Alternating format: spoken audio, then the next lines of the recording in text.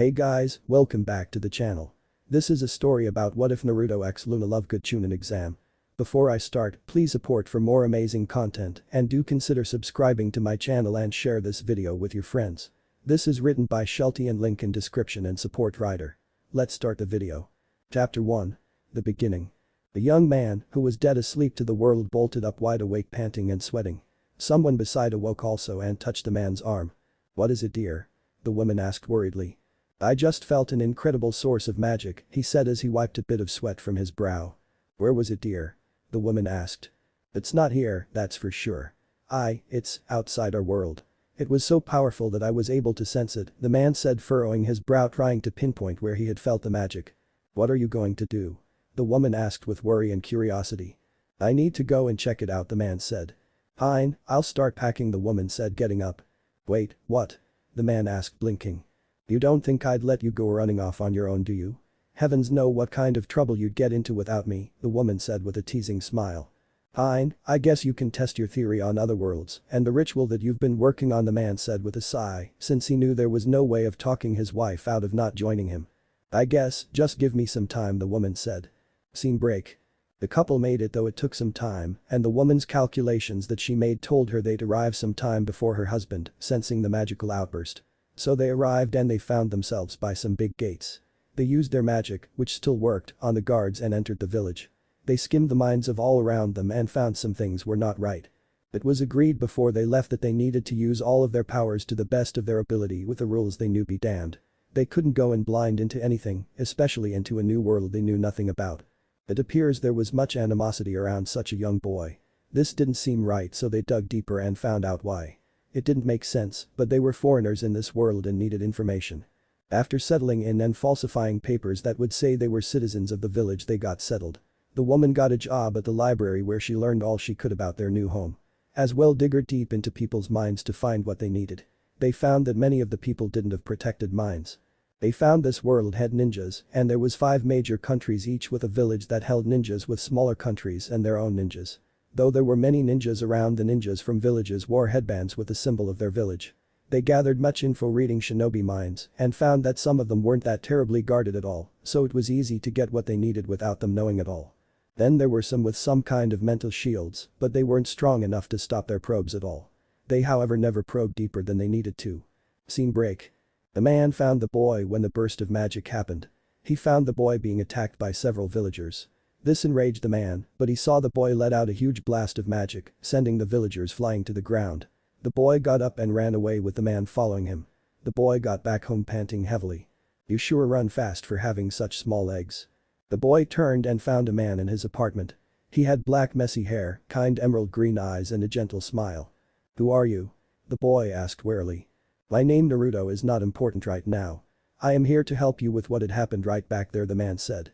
"What do you mean? How do you know my name?" Naruto asked, now very wary of the man. "Well, to put it bluntly, you did magic," the man said. "You've got to be kidding," Naruto said in disbelief. "No, but let ask you though. Have you ever done something strange, something you couldn't explain when you're either really angry, upset, or sad?" the man asked seriously. Naruto thought about this and then nodded slowly. He remembered times where things did happen when he was upset. Like one time he was kicked out of a candy store. He got so angry that all containers in the store exploded, sending candy flying everywhere. Then there were times where kids picked on him, then ended up getting covered with boils or other things. That, Naruto, is what is called accidental magic. Accidental magic happens when children your age feels one of those strong emotions I told you about earlier. The result makes the person or people who made you cause the emotion either have their hair turn blue or, like what you did, blow everyone back, the man said. Naruto wasn't sure why, but he trusted the man. He seemed honest and kind to him, and that was a rare thing in his young life. "Naruto, may I check something on you?" the man asked. Naruto nodded. The man took out a thin wooden stick and Naruto looked at it oddly. "This is a wand, Naruto. It helps control one's magic. I am just going to scan something. Don't be afraid, it won't hurt at all. I promise," the man said, seeing Naruto's nervous face. Naruto nodded and watched the man wave his wand and said something he didn't understand. He saw the wand tip glow green and he was enveloped in a green glow. Interesting. You have a large magical core, but there is something disrupting it," the man said. Before Naruto could ask what it was, the man disappeared and a kunai appeared embedded in the chair. "Who are you and what did you do?" A man with white hair that's standing up and wearing a dog mask. He was crouched in the windowsill with another kunai in his hand ready to attack. The man knew who this was. He was one of Naruto's guards. A member of the Anbu if he remembered correctly. Now just calm down. I was just doing a simple medical scan. See, Naruto is not harmed at all, the man said, now on the other side of the room standing beside Naruto. How'd you do that? Naruto asked wide-eyed. Magic, the man said with a grin. The Anbu was not sure what to do. This was out of his depth. He needed to talk to the Hokage about this. Yes, let's see the Hokage. I will explain it all to him, you and Naruto, the man said. How'd you? All will be explained. I don't care to do it twice since it is a long explanation, the man said calmly. The Anbu nodded and came inside the apartment. He got to Naruto's side and placed a hand on the young blonde's shoulder. I'll take Naruto first and come back for you, he said. No, I'll just follow you, the man said with a twinkle in his eyes. The dog-masked man wasn't sure what was going on, but just nodded. He disappeared with a swirl of leaves. Scene break. The Anbu appeared in the Hokage's office and was shocked when the man appeared just seconds after him. This also shocked the Hokage Hiruzen Sarutobi, too. His pipe dropped from his mouth. Who are you? The head of the village asked, ready to attack in a nanosecond. Please, if we could all sit down, I'll explain everything. Bear in mind that this will take a while. Naruto will need to hear this since this will involve him, the man said calmly. After sitting though, the Anbu stood ready to attack at any moment. First, my name is Harry Potter and I am not from this world, Harry said with a grin. This caused many blank stares at him. Okay, let me explain better. In my world there are people who use magic and those who don't. I'll get more into that later, but it isn't important to this. One night I was asleep with my wife when I awoke sensing a great burst of magic. I didn't know where exactly it came from, but knew it didn't come from my world. My wife thankfully was working on some theories on jumping to other worlds. She created a ritual that got us here. We came just some time before the burst of magic. We settled here and waited for it. I found Naruto, who was the one who gave off the magic, Harry said. I see, and what do you plan to do now that you found Naruto? Hiruzen asked. If you think I am going to take him away, then that is a no. I sense he is needed here. So I plan on teaching him all I know here, Harry said. Besides, I know all about what you are hiding. Naruto looked at Harry wondering what was going on. Hiruzen stiffened, he feared that this man would spill the beans. No need to worry. I won't say a thing, Harry said with a gentle smile. How'd you? It's a technique called legilimency. Basically I can read people's minds, Harry said. You mean you can read people's minds? The Anbu asked, shocked. Yes, though I usually ask for permission first. Though most of your village broadcast their thoughts out loud so I don't have to do much to read them. It's funny, most of your shinobi have okay occlumency shields. That is the only defense against legilimency. But they still broadcast their thoughts at times, and their mental shields are no match to a master of legilimency like me, Harry said. I see, Hiruzen said, not really liking someone able to read people's thoughts on a whim. Yes, so my wife and I used this info to get our bearings in this world. Like I said before, we settled down and my wife took a job at the library to learn more, Harry said. So you plan on helping Naruto with this magic thing? Hiruzen asked. Yes, Harry said. Hiruzen was smoking his pipe and thought. Many things were going through his head, but he felt he could trust this man in front of him. He held wisdom in his eyes as well as age that he only sees in shinobi who have fought and killed. This man is much older than he looks. What also helped is that this man would help Naruto and keep an eye on him too. He'd still have an Anbu on watch, but he'd have it on a more lax state. I think I'd like to discuss what things you'll be teaching Naruto in depth. So we can come to an understanding, Hiruzen said. Of course, but first I want to know if Naruto is willing to learn magic. I will not teach him if he doesn't want to know. But he must know that this won't be an easy thing and he'll need to dedicate himself to it, Harry said seriously. I want to learn, it sounds so cool. Will I be able to use a wand thing like you? Naruto asked excitedly. Alright, I'll teach you, and no, you'll not be able to use a wand. There's no wood here that is suitable to make a good wand and I don't have the skills to make one anyway. I'll be teaching you wandless magic, Harry said with a smile. Naruto was hopping up and down in his seat. Wandless magic is very difficult and requires a whole lot of concentration and focus. I learned when I was already dependent on my wand, so it might be easier for you since you don't have that problem, but it won't be a snap though. You will have to be dedicated and want to learn it, Harry said seriously. Naruto nodded. He was just excited that someone was going to teach him something. After that, Naruto left with the Anbu. When they were gone, Hiruzen activated a privacy seal. Harry then added a few privacy spells of his own to it for extra protection. So you know this village is secret? He asked. Yes, and I know why you've kept it hidden and the reasons for it. I understand it though I don't agree with it. But that is not the issue, Harry said. Hiruzen nodded. They then discussed what Harry would be teaching Naruto and other things. Harry even showed what the things were so Hiruzen wouldn't be surprised at all. Harry transfigured Hiruzen's chair into a giant chicken, then back to a chair. He then conjured a tea set that they were able to use. Harry also did other magical feats. The old man was astonished at what Harry could do. Never had he seen such things before and had to rub his eyes a great many times just to make sure he was seeing what he was actually seeing. It was just too unbelievable at times. When all was said and done, Hiruzen was happy. Naruto's future was looking brighter than before. There was also some paperwork done to make Harry and his wife official residences of Konoha since they faked their papers to get settled. Now they were real citizens of the Leaf Village. Their magic was labeled an SS rank secret, meaning no one, not even the council or the clan heads, would know. There was also talk about mind reading, and it was decided that Harry and his wife could do it for the safety of the village since it was a great asset. Scene break. At her home.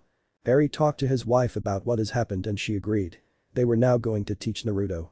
The thing that worries me is the disruption to his magical core. I think I know what it is. I think I can go into his mind and possibly fix it, but I am not an expert in that sort of thing and fear I might mess something up, Harry said, frowning. Well, I could ask her to come, his wife said, biting her bottom lip. You could do that?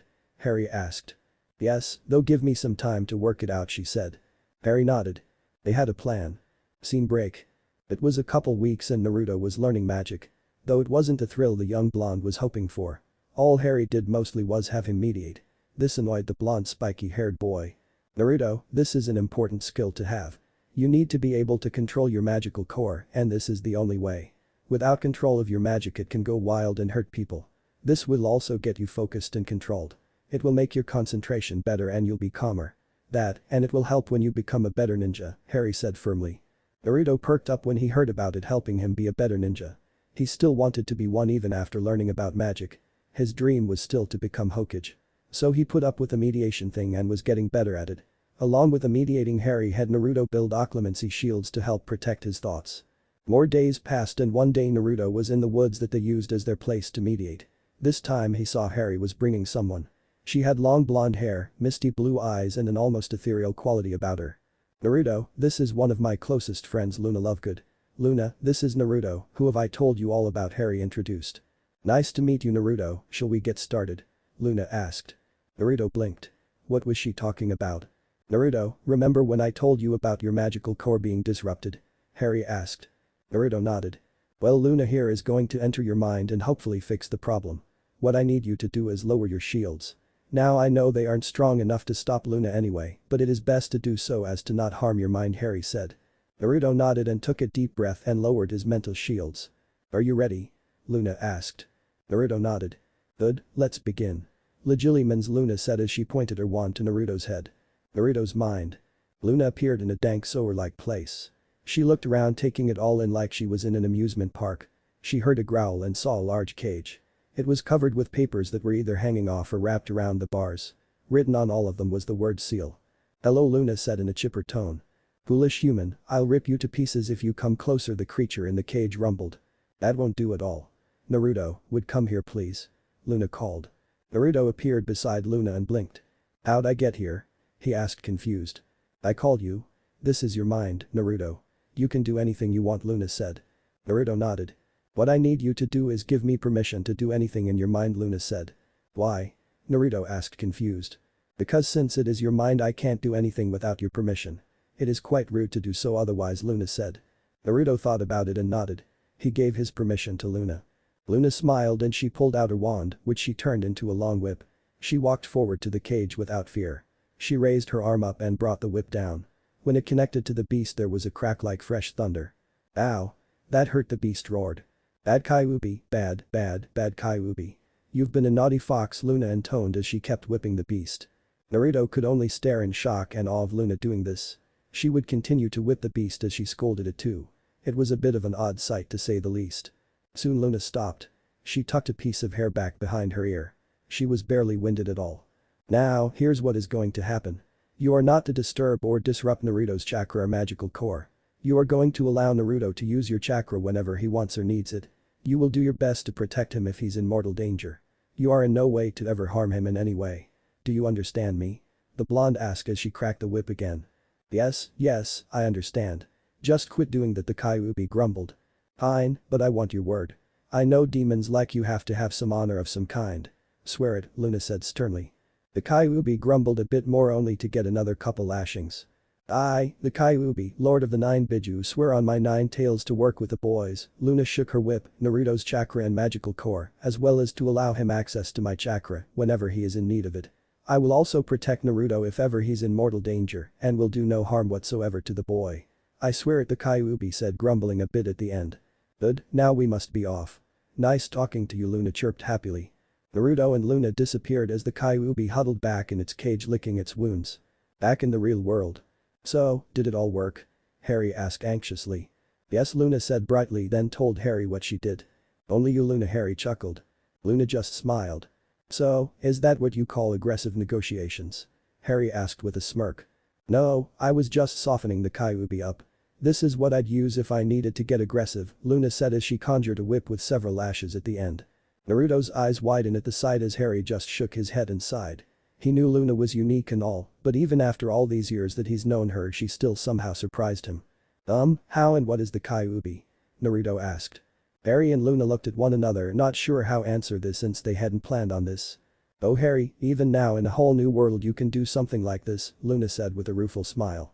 Harry rubbed the back of his head sheepishly. Well Naruto, the thing is that is the same Kyuubi that attacked the village, he said. But the fourth killed it, how could that be the same Kyuubi? Naruto asked confused. He couldn't kill it. The Kyuubi is made of pure chakra and can't be killed. That was the lie told to everyone. What really happened was the fourth sealed the Kyuubi away in a newborn, Harry said. But why? Naruto asked shocked as tears began to well up. Harry couldn't tell Naruto about his full past just yet. No, Naruto needed to be stronger. So he just gave an edited version. He did it because it was the only way. He didn't want to, and if there were any other way he'd have done it. He knew you were the only one strong enough to contain the Kyuubi. He wanted the village to see you as a hero, but well, you saw how well that is working. That's all I can tell you right now, but I promise I will when you become a chunin, Harry said. Naruto pouted, but nodded. He wanted to know more, but knew Harry enough to know that no amount of pleading will help his case. Naruto, the most important thing you should know is that you are not the Kyuubi. You are Naruto, and no matter what anyone says you are still you.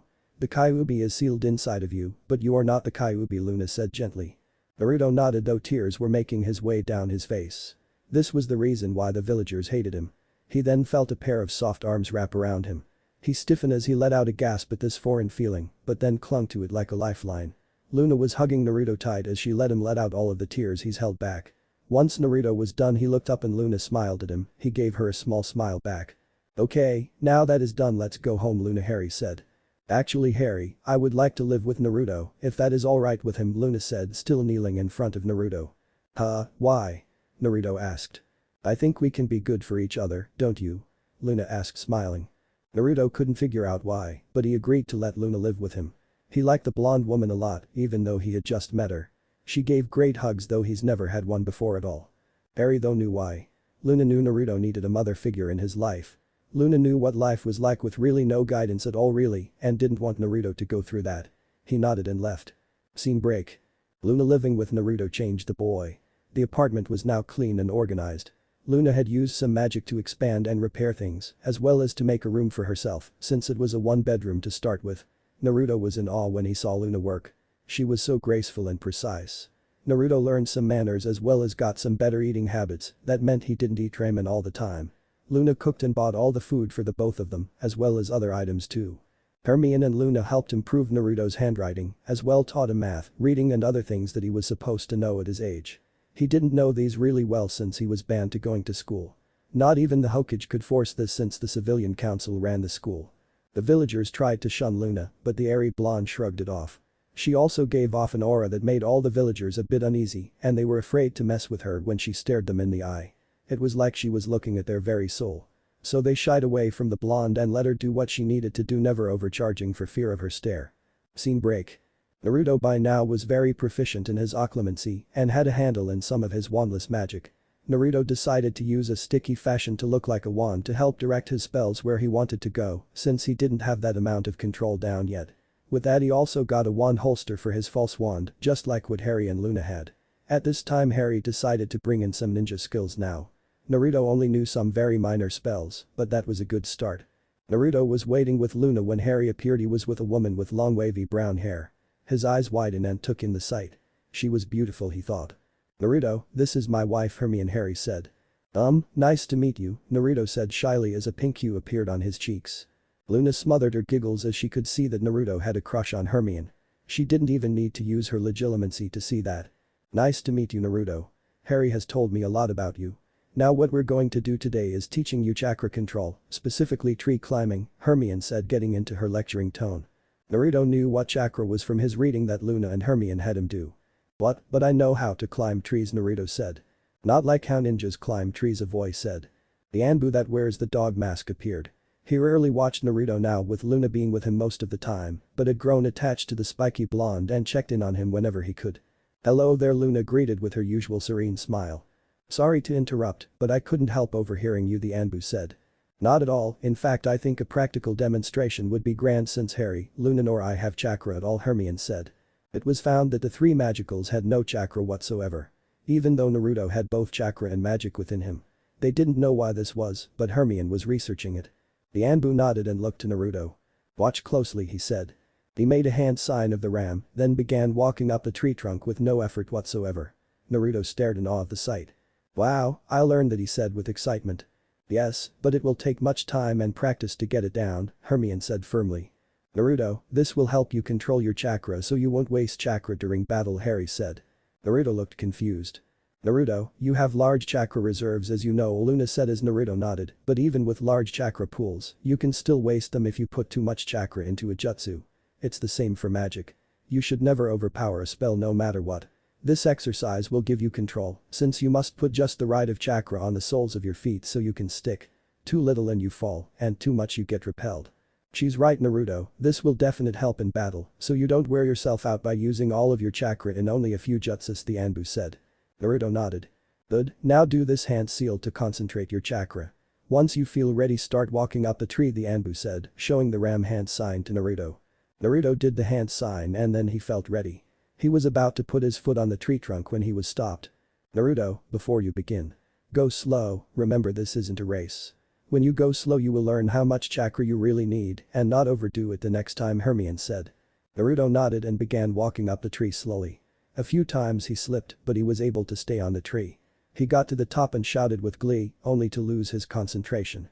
He closed his eyes readying himself for the ground to find he was floating. He saw Luna had her wand out slowly lowering him down to the ground. The Anbu was amazed Naruto did it and on his first try really then feared when Naruto was falling. He only sighed in relief seeing Luna had it well in hand. Say Anbu, we should talk, do you mind? Harry asked. No, not at all, but what about Naruto? The Anbu asked. Luna will watch him. She'll make sure he's alright, Hermione said. The Anbu nodded and followed the two potters. This left Luna and Naruto. Luna was getting Naruto go back up the tree a second time. Once back at their house, Harry and Hermione had a deep discussion with the Anbu. They knew his real name thanks to some subtle mind reading. But they knew an Anbu's real name were supposed to be kept a secret, so they honored that. They first got him out of his mask and got him to introduce himself. After that Kakashi and the Potters got to know one another and Kakashi liked the couple. They had very trying times in their world and they endured. They shared their grief and wounds were healed. Most of them were Kakashi's. Kakashi opened up for the first time in a very long time because of this couple and he knew he'd not regret it at all. He liked the two a lot. They were smart and knew the dangers of the world even if it was their world and not his. They had seen death and misery. At the end there was a strong bond of friendship between them. Scene break. Naruto's training in both magical and ninja were going well. Kakashi would help out when he could with the ninja parts. Naruto completed tree walking and working on water walking. He knew he had to master both of them and not just by using your feet. He walked on his hands to help his control better after Luna suggested this. Kakashi taught Naruto how to throw kunai and shuriken. Naruto had some skill, but he wasn't the best. He was obviously above par when compared to academy students with only getting better and better each time. He also learned taijutsu as well as some low-level ninjutsus. Naruto's fighting style was fast and hard. He had more stamina than anyone they knew and he liked to hit hard and fast. So Harry, Hermione and Luna worked on dodging and evasion with Naruto. They sent stinging hexes at the boy, so he had to dodge since each time he didn't the stinging hex would be more painful than the last. Naruto was also put on an exercise regimen that he stuck to religiously. Things were going very well for the blonde since he had a family helping him. Luna, Harry and Hermione was his family as well as Kakashi. He thought of Luna as his mother, Hermione was like an older sister and Harry was like a father, and Kakashi was like an uncle of some kind. Scene break. In the Hokage's office Harry sat with Kakashi. They were there to give their progress report on Naruto. Hiruzen had sealed the office for privacy with Harry, including a few security spells of his own as a precaution. "Well then, since we're all here, let's get started," Hiruzen said. "Very well, Naruto is doing very well. His shinobi skills are thriving and will only progress with the training that we're doing," Kakashi said. "I see, you think he's ready for the academy?" Hiruzen asked. "I do," Kakashi said with a nod. "He's more than ready. I think he can be the top of the class. Luna has drilled into him to be studious and he has a thirst to learn. He also has the patience now too," Harry said. "I see, and how goes the magic?" Hiruzen asked. "His occlumency is some of the best. He won't beat a master yet, but he's very good. I've taught him a lot of harmless spells, charms, and hexes. I plan to teach him more lethal ones when he becomes a genin, since I think he'll be ready then," Harry said. Hiruzen nodded. "So to sum it up, Naruto is more than ready for the academy and you think he'll surpass his classmates," he said. Harry and Kakashi nodded. "Very well, I'll deal with the paperwork to enter Naruto. Now there's one other thing I'd like to discuss," Hiruzen said. "What is that?" Harry asked curiously. "It's about Luna. I'd like her to do some part-time work in torture and interrogation with Ibiki and Anko. She has skill in it and I think she'll be very useful," Hiruzen said. Harry frowned. "I can't and won't speak for her. I'll talk to her about it and she'll decide if she wishes to do so. But if she takes it, what will her status be since she is not a ninja?" he asked. "I think a consultant will do at best," Hiruzen said. "That sounds good," Harry said. "Very well, that is all," Hiruzen said. Harry and Kakashi left. "So, you think Luna will do it?" Kakashi asked. "Not sure. What I've heard about the T&I department is that it is pretty rough. I rather not lose Luna in it. She's a gentle soul who I think of as a sister," Harry said. Kakashi nodded. He had grown fond of the airy blonde himself. Scene break. Naruto arrived on his first day of the academy feeling good. He had been warned that there would be a lot of class work and not a whole lot of practical doing. He was also told not to do any magic since that would cause much suspicion. He entered the classroom and found a seat in the back corner and relaxed till the class began. Things changed a bit with Luna deciding to take the gig at T&I, though it would be part-time. She was only going to be used in the hard cases or whenever they felt they needed her. She passed the tests that Ibiki and Anko placed before her with flying colors. Heck, Anko fell in love with the ethereal blonde and they became good buds. If this was a good or bad thing was yet to be determined. Luna seemed to encourage and egg Anko on with her disturbing behavior and found nothing wrong with it at all. To quote Luna, she found Anko to be a joy to be around, a young vibrant soul, so Anko began spending a lot of time over at Naruto and Luna's place. Luna also helped Anko battle her demons and Anko was forever grateful to the little blonde and thought of her as a sister. Soon the class began and Naruto listened and took notes. He got his studious behavior from both Luna and Hermione. He had gotten over his crush on Hermione. He still cared for her deeply, but not in the romantic sense at all. Scene break. It took no time for Naruto to be at the top of the class, no matter how hard his teachers made it for him. He learned everything they kicked him out of class for from Hermione, Luna, and Harry, along with Kakashi when he was around. This led to him have an enemy, well, more of a rival. His name was Sasuke Uchiha, the last of the Uchiha clan, and the class emo and brooder. He was also the heartthrob of the class since he had so many fangirls. He avoided them like the plague though. Sasuke did everything to try to take Naruto down, but was shown up every time, and this made Sasuke pissed as well as his big group of fangirls. Naruto ignored all of this all. Naruto did quip one time that Sasuke must be gay for ignoring all of those girls. This made Anko and Luna laugh. Naruto didn't go through his time at the academy without friends. No, he made friends with Shikamaru, Choji, and Kiba. Hinata joined the group half into their second year. Shikamaru was a lazy genius that was rumored to have an IQ of over 200 or something, which was said to the highest of his clan, and that is saying something since the Nara clan were geniuses. He enjoyed playing shogi and found playing against Luna challenging, since the airy blonde never played by the normal rules and was very creative in her strategies, which left Shikamaru scratching his head after every lose. Mainly since he never lost to her the same way twice. Taoji loved to eat and enjoyed Harry's cooking, which seemed to rival the Akimichi clans. Harry would sometimes be over at the pleasantly plump family clan home, teaching them some of his new recipes. Harry was made an honorary member of the Akimichi clan. With Hermione and Luna being added too along with Naruto of course. Kiba liked that Naruto kept beating Sasuke every time and thought hanging around Naruto would get him some chicks. He did have a perverted side, which he knew not to show when around Hermione, or else he got a mildly powerful stinging hex to the groin, which lasted for days afterwards. Hermione didn't care for perverts at all. Hinata liked hanging around both Luna and Hermione, and with their help the once shy and stuttering girl gained much self-esteem and self-confidence. She found that the crush she had on Naruto was just that, a crush. So she left it like that and stayed friends with Naruto, with him being none the wiser.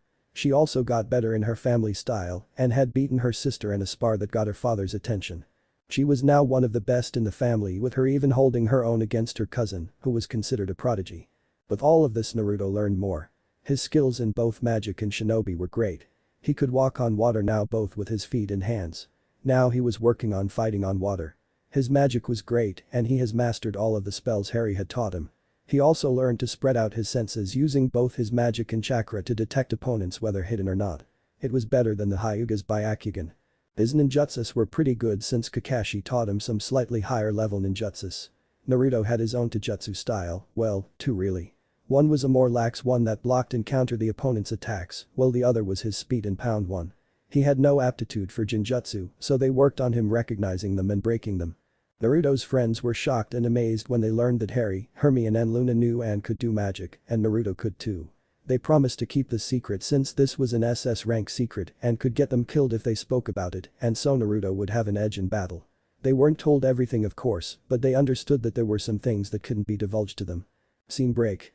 Okay class, today is the Genin exam. If you pass you'll be Genin of the Leaf Village and will be called upon to do missions and to defend the village from invaders, the chunin instructor named Iruka said. Naruto was psyched and ready to go. He aced the test thanks to Hermione drilling him almost every night the past few nights on what was on the test. To tell the truth though, his knowledge was that of a high chunin, but he kept that hidden. A shinobi never reveals all he knows to their opponent. After that there was sparring and Naruto was pitted against Sasuke like every other time. Okay, in this fight you can only use taijutsu and taijutsu only.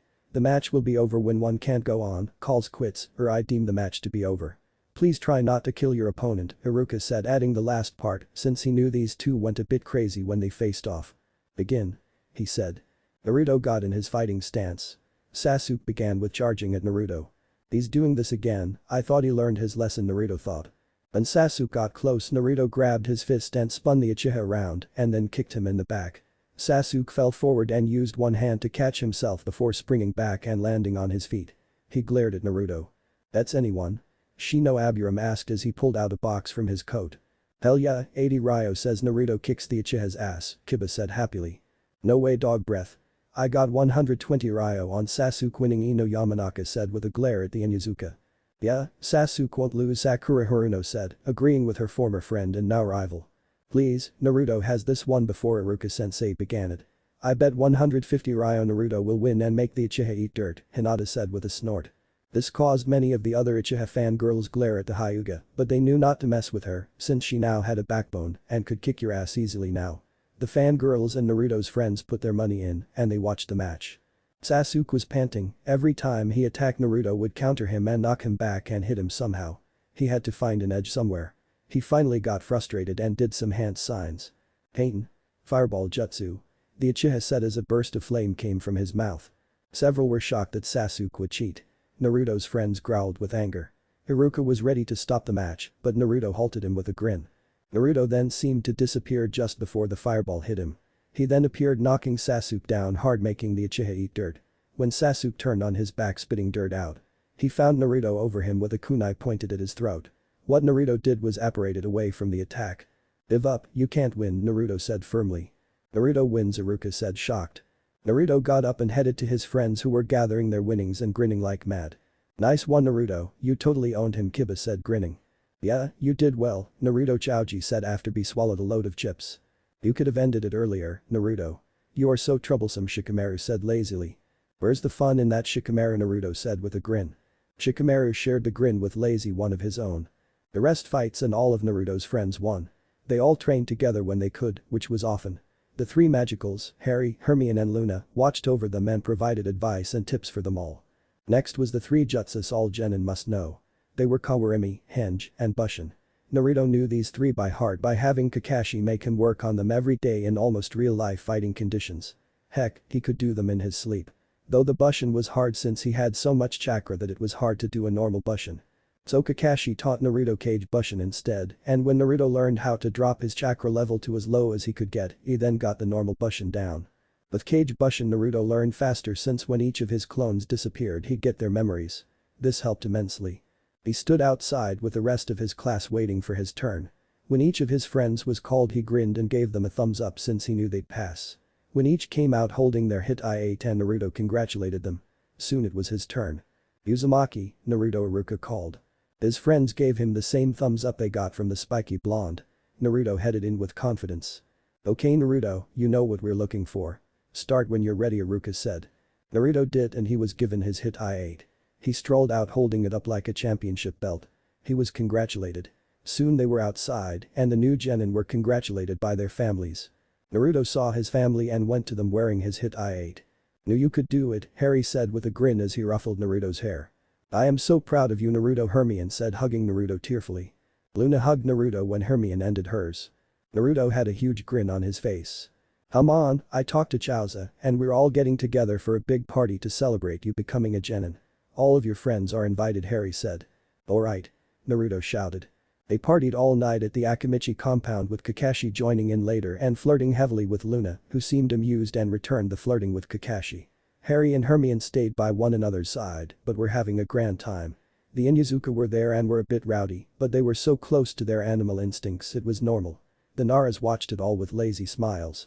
Shikaku played a few rounds of shogi with Luna earlier before Kakashi was monopolizing her time and got his ass handed to him. The Akimichi were happy with all the company and the food consumed.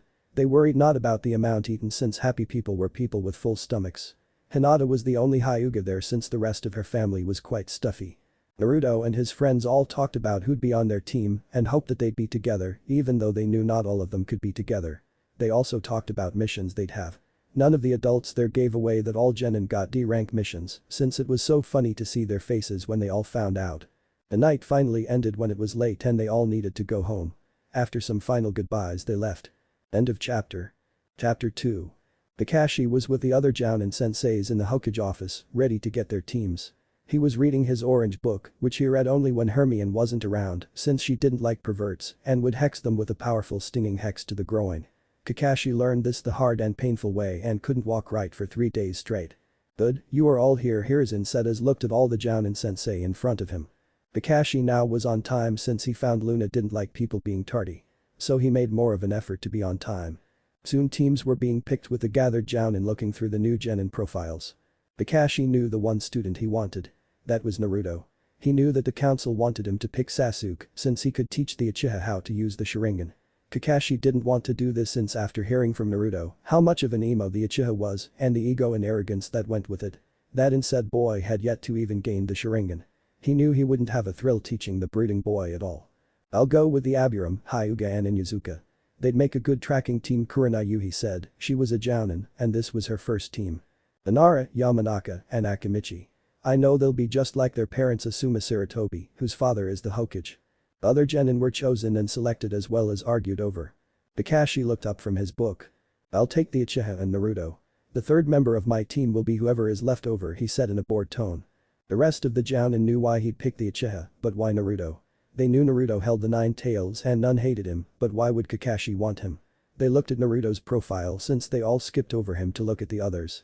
They looked shocked at what they saw. Naruto was at the top of his class, the rookie of the year. He was highly skilled in all areas and would fit in with any team there is and would be the powerhouse and/or secret weapon. This then began a clamor over wanting Naruto. Settle down, Hiruzen said sternly making every Jounin close their mouths. Now, since there are arguments on where this new genin, pointing to Naruto's file, should be placed. I want to hear all arguments from the Jounin who want him with their reasons why. Afterwards I will make a choice. You must all agree that you'll go along with my final decision, you got it? Yes Lord Hokage the assembled Jounin said. One by one each Jounin gave their reason. They told the Hokage how they could bring out the best Naruto had to offer and also how they'd trained to be one of the best shinobi in the village. Kakashi waited to go last since he knew he'd win and why beat them all so early and snatch victory so cleanly. He wanted to at least think they have a chance. He smiled under his mask. Soon it was his turn. My reason is simple Lord Hokage. I know what Naruto's abilities are and I can help him the best. He's best suited for frontline combat as much as he is for stealth and assassination missions. All three I am very good at and can teach him to be even better at those, Kakashi said. Hiruzen puffed his pipe a couple times as he thought this all over. Each of his jounin had good reasons, but knew Kakashi could give Naruto real guidance. Plus, Kakashi already knew of Naruto's magic, which he wanted to keep as quiet as possible. That's a weapon that could be used as a surprise against enemies. You have all given very good reasons, and this is a hard choice to make, but in the end, Naruto Uzumaki will be placed with Kakashi Haddock, Hiruzen said. There were grumbles being heard around, but they all agreed to go along with the Hokage's decision. Kakashi's final team was the Uchiha, Naruto and Sakura Haruno. Scene break. Naruto had 2 days before he had to head back to the academy to get put on a team. Today, he was heading to the closest shinobi shop to stock up. He looked around, ignoring the few glares he still got. He stopped in front of a shop. Dragon Claw Weapon Shop was in big letters above the store entrance. They looked like giant claws had gouged them into the wood. Naruto saw a sign in the window that meant only shinobi could buy stuff here. He was a genin now, and that meant he could buy from here. He was glad Harry, Hermione and Luna gave him plenty of money to get some new gear and wardrobe. Sure, he ditched the orange jumpsuit some time ago, but he knew he needed an outfit befitting a shinobi. Naruto entered and found a twin bun-haired girl at the counter looking bored. She was twirling a kunai in her hand, then would toss it in the air, then catch it by the handle every time. Hello, Naruto greeted. Oh, sorry there. Welcome to the Dragon Claw, how may I help you? The girl asked, breaking out of her bored daze. Naruto looked her over more closely. Her twin bun hair was a dark brown color, which was the same color as her eyes, though a lighter shade it seemed. She was wearing a pink Chinese sleeveless shirt, which flattered her too. She looked maybe a year or two older than him. And from the headband she wore, she was a ninja too. My name is Naruto and I am a new genin, Naruto said, smiling. Tenten, I've been a genin for a year, Tenten said, smiling right back. Nice to meet you, anyway I am here to get some stuff, Naruto said. What are you looking for? Tenten asked. Well, I need some new clothes that are more fitting for a shinobi. I also need a set or two of new kunai and shuriken. I also need some scrolls, brushes and ink too, Naruto said. Well, the clothes are over there, Tenten said, pointing to an area of the store. I can get you the kunai and shuriken sets, as well as the scrolls and ink. Why do you need those though? Tenten asked. I am learning Fuinjutsu and need some materials to practice with, Naruto said. You're learning that? I know some. Like storage scrolls. I keep all my weapons in them, Tenten said with light in her eyes. Weapons? As in more than one? Naruto asked. Yeah, my specialty is weapons. I can use most if not all the weapons I have. I am also dead accurate in projectiles, Tenten said proudly. Wow, that's amazing. I don't know a weapon user and it'd be fun to go against, Naruto said amazed. Really, you think you can keep up with me? Tenten asked with a smirk. I may not have your experience, but I am quite good. I am the rookie of the year in my class, Naruto said with a bit of boast in his tone. Really, one of my teammates was the rookie of the year last year, Tenten said. Really? Naruto asked. Yeah, Tenten said. Soon Naruto went to gather his things, grabbing a mesh undershirt, then a black shirt, along with armor that can be hardened with chakra. He grabbed a coat to cover that, which was a dark brown color with several pockets. He grabbed a pair of black cargo pants with many pockets to hold items too. His weapon pouch would be on his right side, and he had 2 pouches, so he could hold double the amount of both shuriken and kunai without it being bulky and weighed down, thanks to some handy weightless charms. He also got arm guards as well as shin guards too. He carried this up and placed it on the counter, as well as several extra pairs, since he'll need them. These clothes had a lot of special features on them. They had seals on them to help mend and clean, as well as they will grow with a person to once infused with their owner's chakra. He really didn't them, since he could use magic to clean and resize them if needed. Wow, you got a lot here, Tenten observed. Yeah, but I can afford it, Naruto said. Tenten placed the kunai and shuriken sets, as well as the scrolls, brushes and ink bottles. It was paid for and they made a date to meet tomorrow to have a spar. Tenten sealed it all in a storage scroll, so it would be easy to carry. She even threw in a book on seals for free to get Naruto a jump start in the basics. Naruto left smiling since he had what he needed and possibly made a new friend too. Scene break. Back home, Naruto found that Harry and Hermione were over with Anko. They were all chatting with Luna in the kitchen making tea. Hey there, get everything you need? Harry asked. Yup, Naruto said. Well, put your new clothes on. We want to see Naruto, the genin, Hermione said, smiling. Naruto headed to his room and changed. When he came back out, he was dressed in his new clothes. He had picked out black cargo style pants that could hold several scrolls and other items. He had a mesh undershirt and over that was a black long-sleeved shirt with orange swirl on each shoulder. He wore the dark brown coat to cover the shirt and to top it off was arm and shin guards, fingerless gloves and very sturdy footwear. Looking good brat, I like it, Anko said licking her lips. Anko dear, quit traumatizing Naruto, Luna chided. Sorry Mistress, Anko said bowing. Know your place, Anko, Luna said with a mock-stern tone. Anko nodded, still keeping her head bowed, though a playful smile had graced her lips. Even though Anko had gotten over her demons, she still had the same personality since she was too used to it by now, and why change when you're comfortable with who you are? Everyone was used to this behavior, so they said nothing. Naruto then told him about meeting Tenten and how he was going to spar with her tomorrow. How sweet, the brat already has a girlfriend and it's his first date, Anko crooned. Naruto blushed madly and denied it all. So what's she look like? Hermione asked with a smile. Naruto stopped his sputtering and denial and began thinking about Tenten. Her hair was a dark chocolate brown that she had up in 2 buns on her head. Making her kind of look like a panda, I guess. She has some amazing light brown eyes that shines when she is excited. She has a nice figure, I guess. She looks like she works out a lot and I bet she's pretty strong since she's been a genin for a year, Naruto said, not really thinking at all. Harry looked amused by this all while Hermione's smile was wider. Luna's smile was serene as ever and Anko was humming the Kissing in a Tree song. No guesses on who was the 2 people she was using. Scene break. Naruto arrived the next day on time, ready to spar, when he found Tenten was there, along with what he guessed was her team. Though he saw what looked like the Jounin sensei was hugging one of his students and both were crying. What made it really weird was that both student and Jounin instructor were dressed the same. Both wearing green spandex and orange leg warmers. Their hair was matching, also in the same bowl cut and big bushy eyebrows. The only thing that separated them from one another aside from height was the Jounin flak jacket the older one was wearing. Hey there Naruto. Tenten greeted with a smile. Hey Tenten, what is up with those 2? Naruto asked, pointing at the still crying duo. Oh, don't mind them. They do that all the time, Tenten said, waving them off. Okay, who's he? Naruto asked, pointing at the quiet, somewhat brooding guy. Oh, this is Neji Hyuga, he's a prodigy and the rookie of the year that I told you about, Tenten said. Nice to meet you Neji, are you any relation to Hinata by any chance? Naruto greeted. Yes, she is my cousin, Neji said tonelessly. Okay, well I am the rookie of the year of my class. How about we spar after I take on Tenten? Naruto asked. You think you'll survive? Tenten asked with a smirk. Only one way to find out, Naruto said with a foxy grin. Doesn't matter who wins. In the end fate will decide it, Neji said like it was the one absolute truth. Dude, what's up with you? Naruto asked, confused. Tenten pulled Naruto away and they got in position. They then began and Tenten began hurling a barrage of kunai and shuriken at Naruto. Naruto dodged them with ease since he was probably the greatest in dodging ever, thanks to Harry, Hermione, and Luna firing stinging hexes at him. Tenten was amazed at how quickly and easily Naruto dodged all of her projectiles. Not even Neji or Lee was this good at dodging her projectiles, and they trained with her more than Naruto. She decided to up the ante and got a katana out of one of her scrolls. She moved in to attack.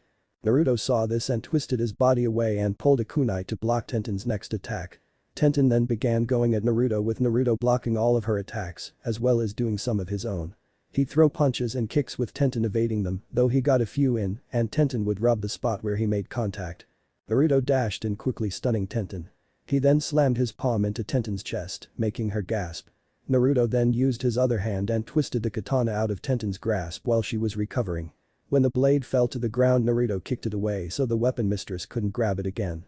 Tenten growled at how easy Naruto disarmed her, and she got out her bow staff and went at him again, but this time with more caution.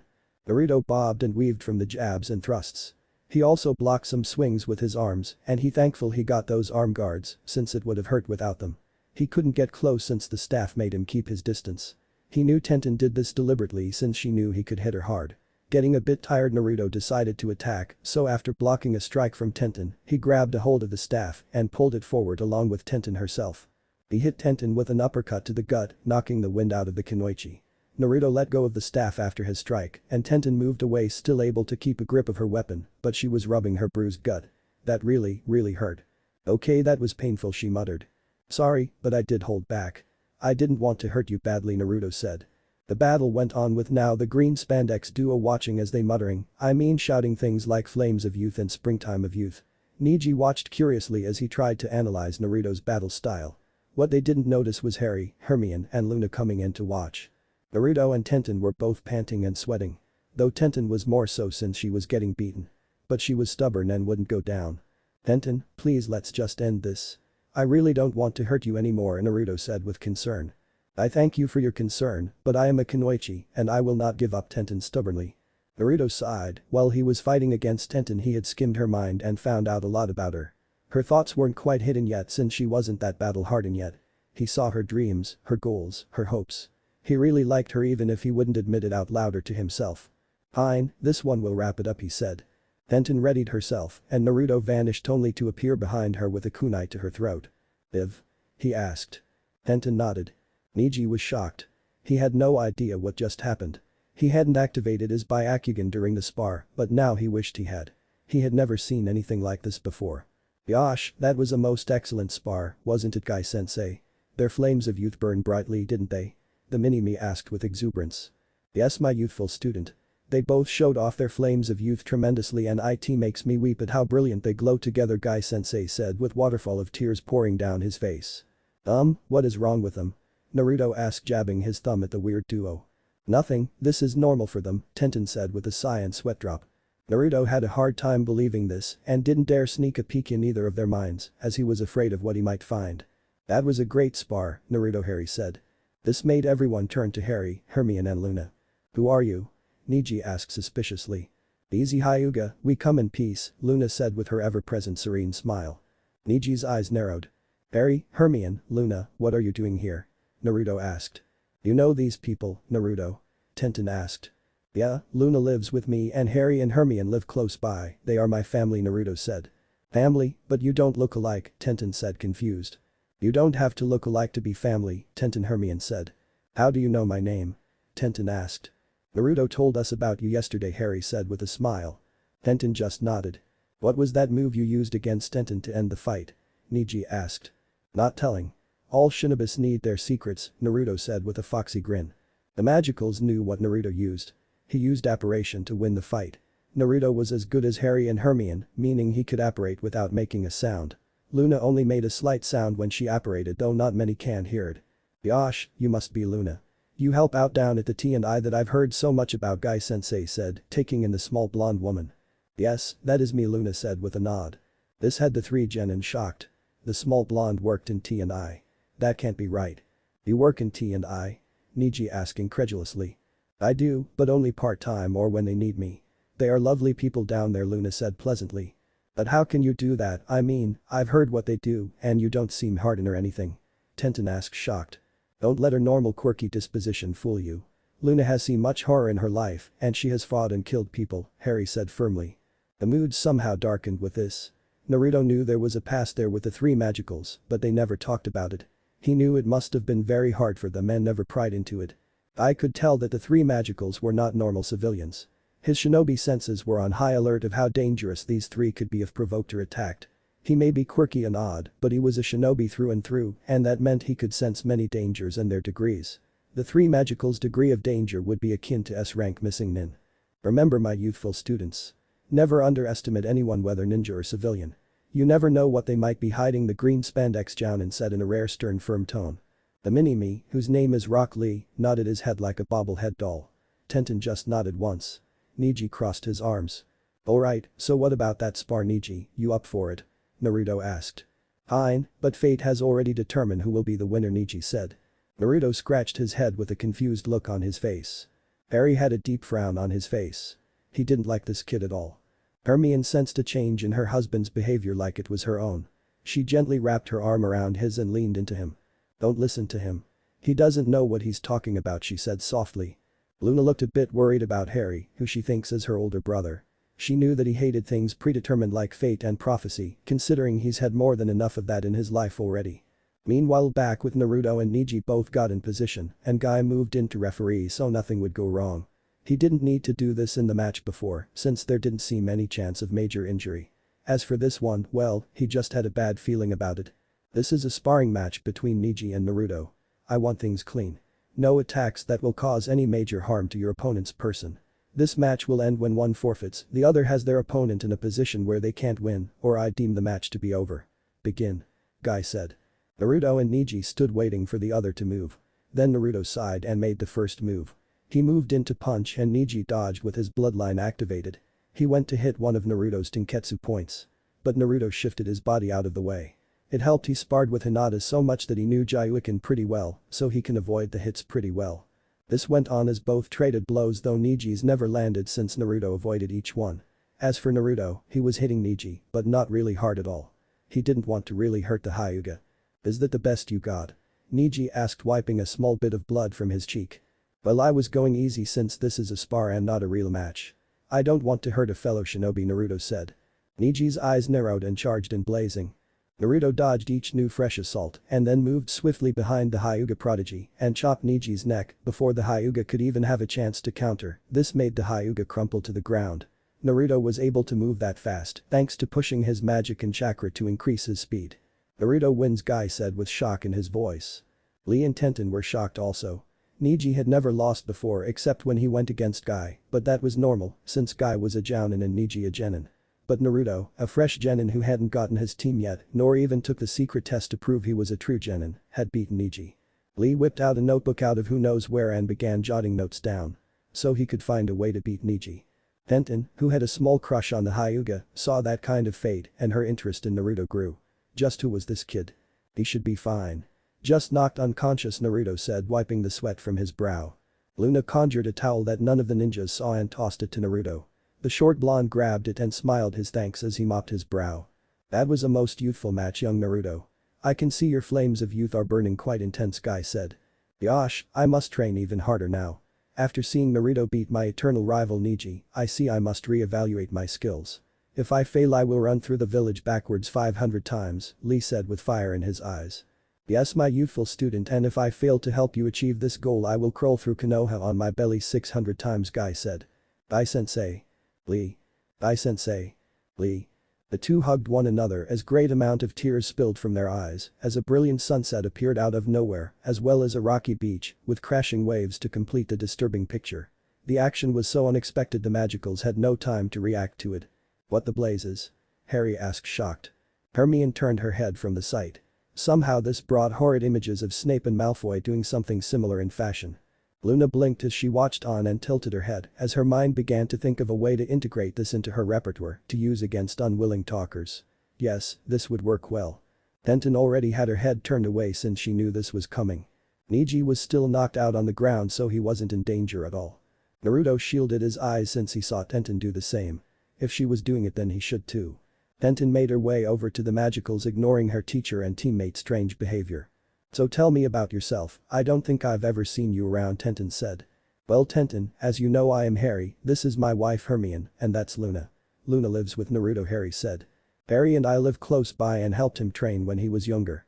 He's a very powerful shinobi with many hidden talents," Hermione said. Tenten nodded. She could just tell Naruto was full of surprises and she wanted to know all about them.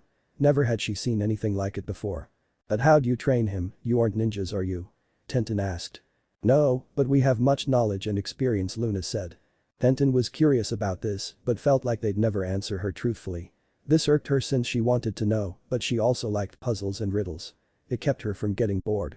They talked some more and Tenten liked the three magicals a lot. They were nice people. The magicals felt the same with Tenten. They liked the girl and could all sense that she'd be a part of this all, but not sure what kind of role she'd be playing. Scene break. The next day Naruto was back at the academy for team assignments. He was surrounded by his friends as they chatted about what teams they'd be on. Naruto had an idea of who his Jounin sensei would be, but kept silent. He and his friends watched the typical sight of Sakura and Ino bursting into the room and then argue over who said with the Uchiha. It was pathetic really. Seeing Kunoichi act like this, they gave Kunoichis a bad name with their fangirl behavior. Iruka came in and settled the room down by making his head grow to a gigantic size and shouting. That settled things nicely. "Now, this is your final class here and I have the honor of placing you all in your teams. Now team 1 is," he said. Naruto ignored Iruka for the most part till his name was called. Team 7. Sasuke Uchiha, Sakura Haruno, and… Yes. True love triumphs over all. "In your face Ino pig." Sakura shouted smugly. Ino glared at Sakura. Though the rest of the class had their ears ringing thanks to how loud Sakura shouted. "Okay, and Naruto Uzumaki. Your Jounin sensei is Kakashi Hadouken," Iruka said ignoring Sakura's outburst. He was glad he wouldn't have to hear it anymore after this. Naruto smirked. He knew it. Though he was upset that he was on the same team with two of his least favorite people in the entire world. "What, why do I have to be on a team with him?" Sakura shouted pointing at Naruto. Why are you unhappy? I am stuck with King of the Emos and the Queen Banshee. Naruto asked with a straight face. Roars of laughter came from Naruto's friends, along with snickers from others in the class as well. Sasuke glared at Naruto while Sakura looked like she wanted to hit Naruto, but somehow held herself back. Okay, let's move on, Iruka said, though he had to smother his own laughter. Soon the rest of the teams were announced, and Naruto and his friends were a bit disappointed. They were going to meet their senseis after lunch.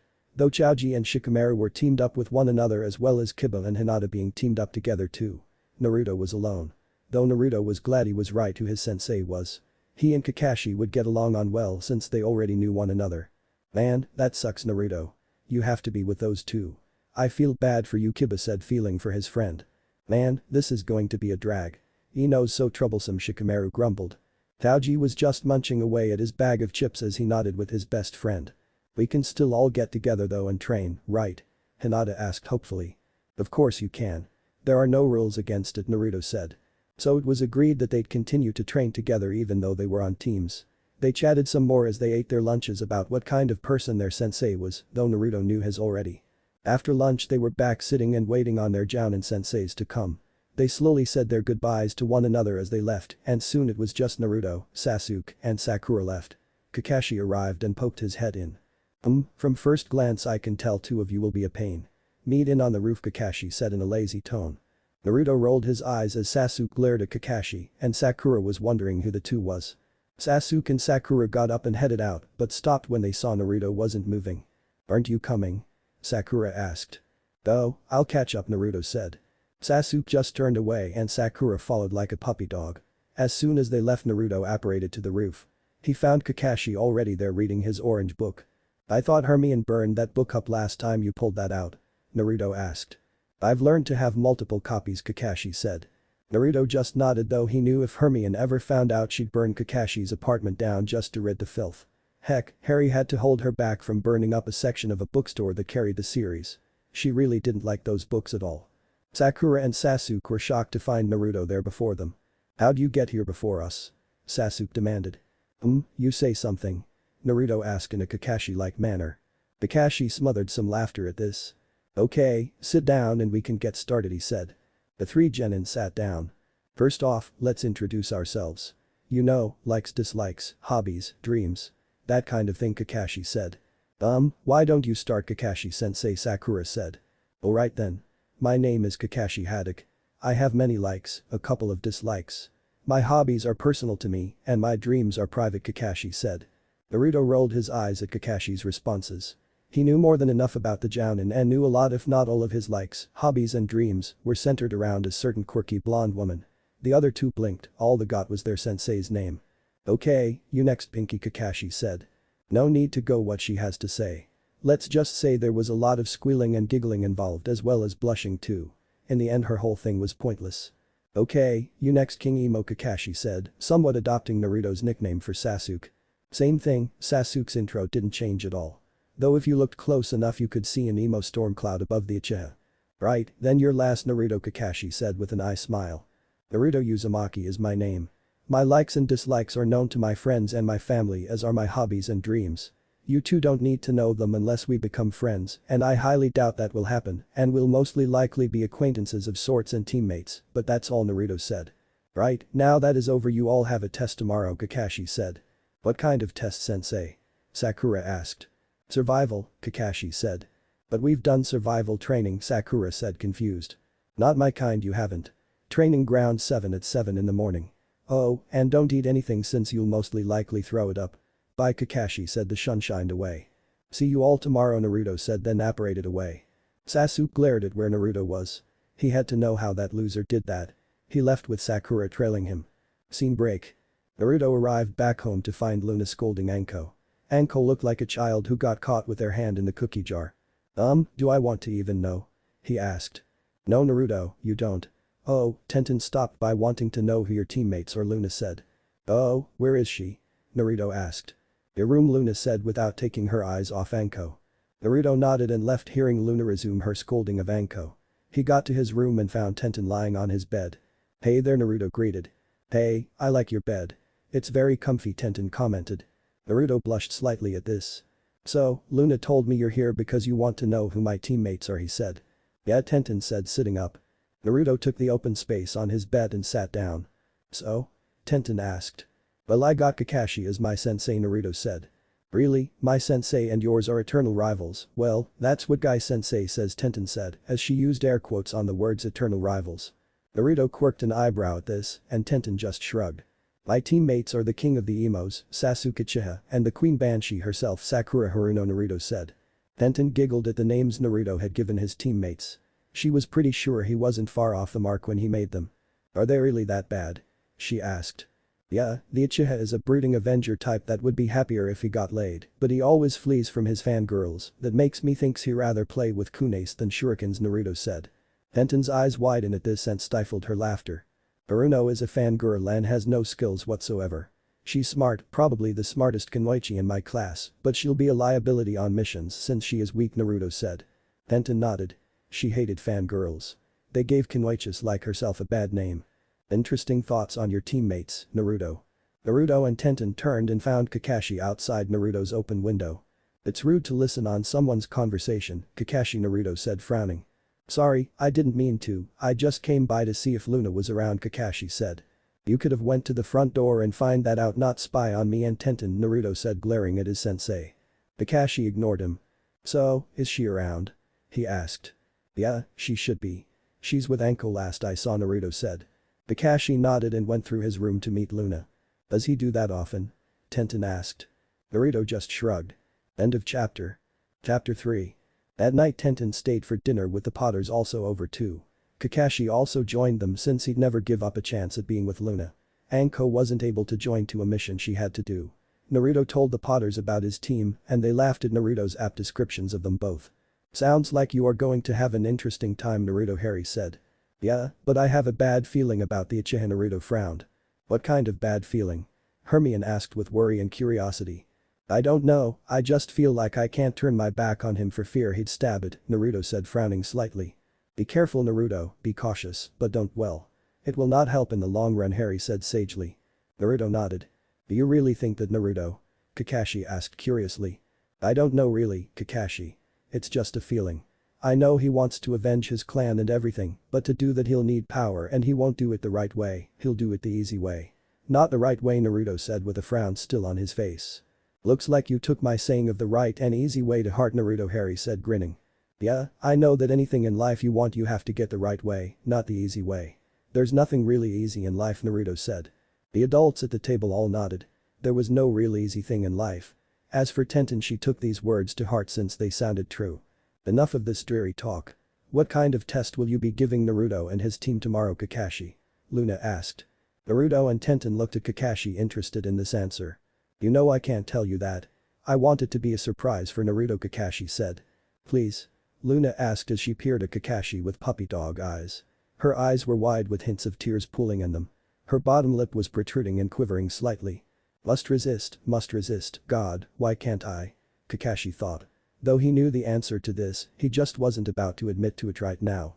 The others watched in amusement as Kakashi crumbled under Luna's mighty power. It's a teamwork test. I will show them 2 bells and they have to get them from me by using any means necessary. My plan is to divide them, but hope they figure it out and work together to get the 2 bells, Kakashi said with his head down in defeat. Luna's puppy dog look vanished from her face as a victorious smile took its place. She pulled a bit of Kakashi's mask down a bit and kissed him on the cheek. This made Kakashi blush madly as his one eye widened as wide as it could. There was laughter with Kakashi's reaction, and through the rest of the night Kakashi would touch the spot where Luna had kissed him and smile. This was a feeling he definitely wanted to last. Scene break. At training ground 7 at 7 in the morning, Sakura and Sasuke were there and were waiting. Naruto hadn't shown up and neither had Kakashi. The two were late. Both genin were tired and hungry. It was 2 hours and the two were on the cusp of falling asleep when 2 loud shouts jarred them. Yo! Shouted Naruto and Kakashi in greeting. Sasuke and Sakura saw Naruto and Kakashi walking together with a long-haired blonde. Who's she? Sakura asked. My name is Luna Lovegood and don't mind me. I just came by to watch, Luna said as she found a spot to sit down. Well now, since we're all here let's get started, Kakashi said. He then pulled out 2 small bells and explained to Sakura and Sasuke what the test was, though left out the part where the teamwork was involved. The shocker was that if they failed they'd be sent back to the academy. Sasuke couldn't let this happen. He had to kill his brother and restore his clan. He had to pass this test. Sakura was plain shocked. Naruto knew this wasn't true at all since Kakashi told him last night. He also knew that even if he could, Kakashi couldn't fail this team because of the Uchiha.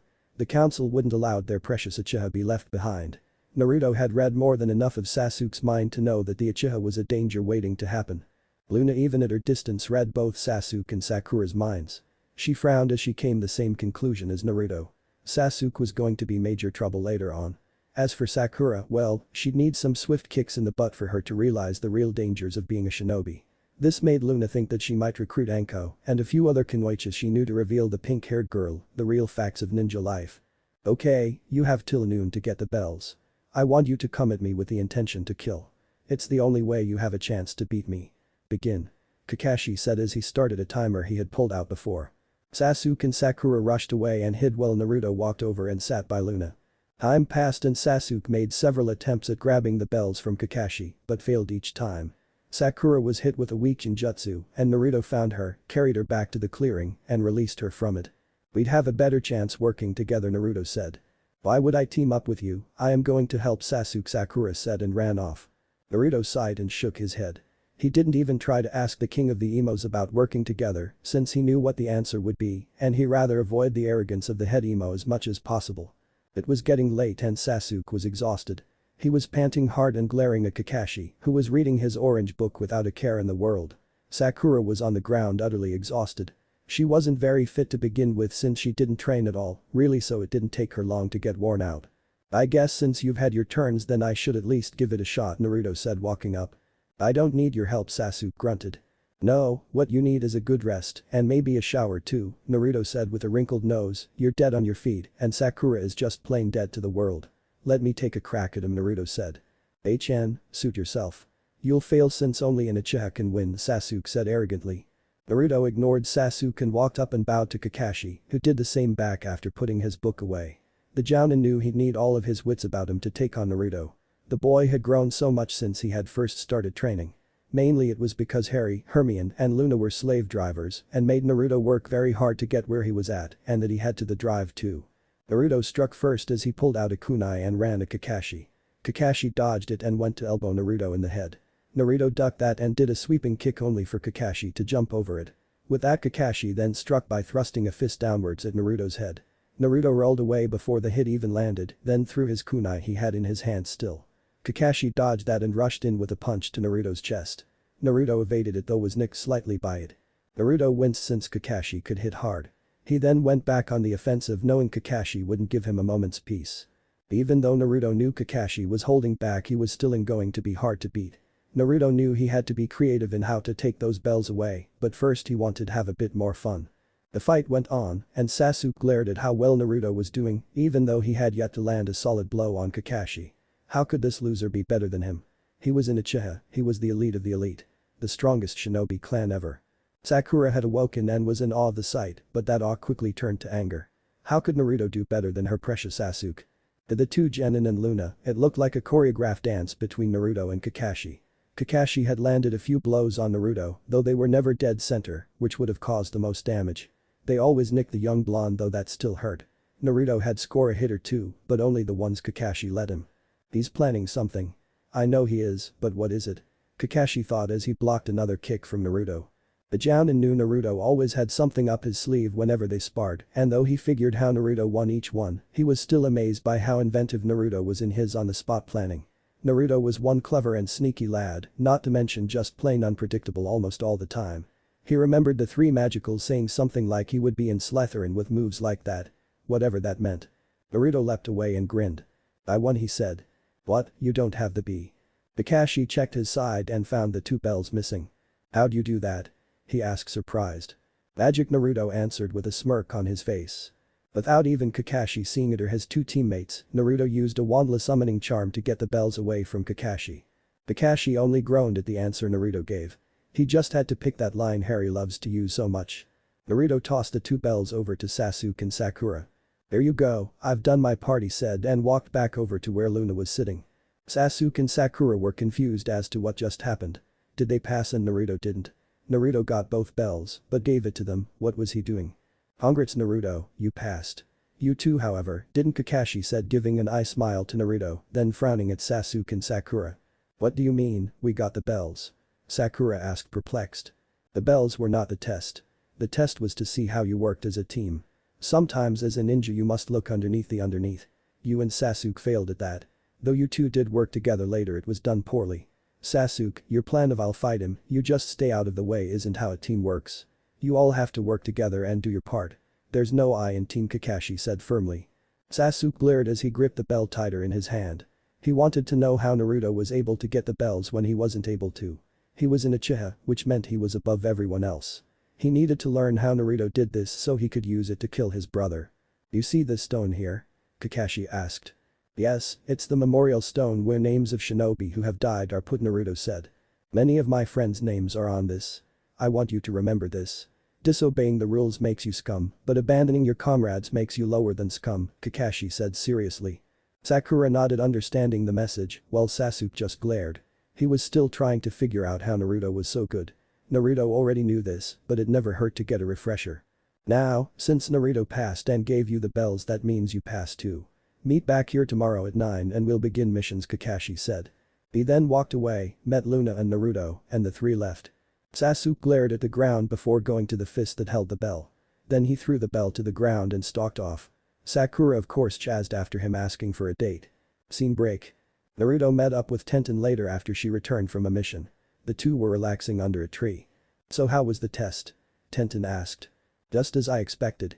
The Uchiha tried to do it all. Haruno was useless. In the end I passed and gave them the bells, since it was the right thing to do, Naruto said, sitting back. I see, so you're an official genin now, Tenten said. Yeah, we start missions tomorrow, Naruto said.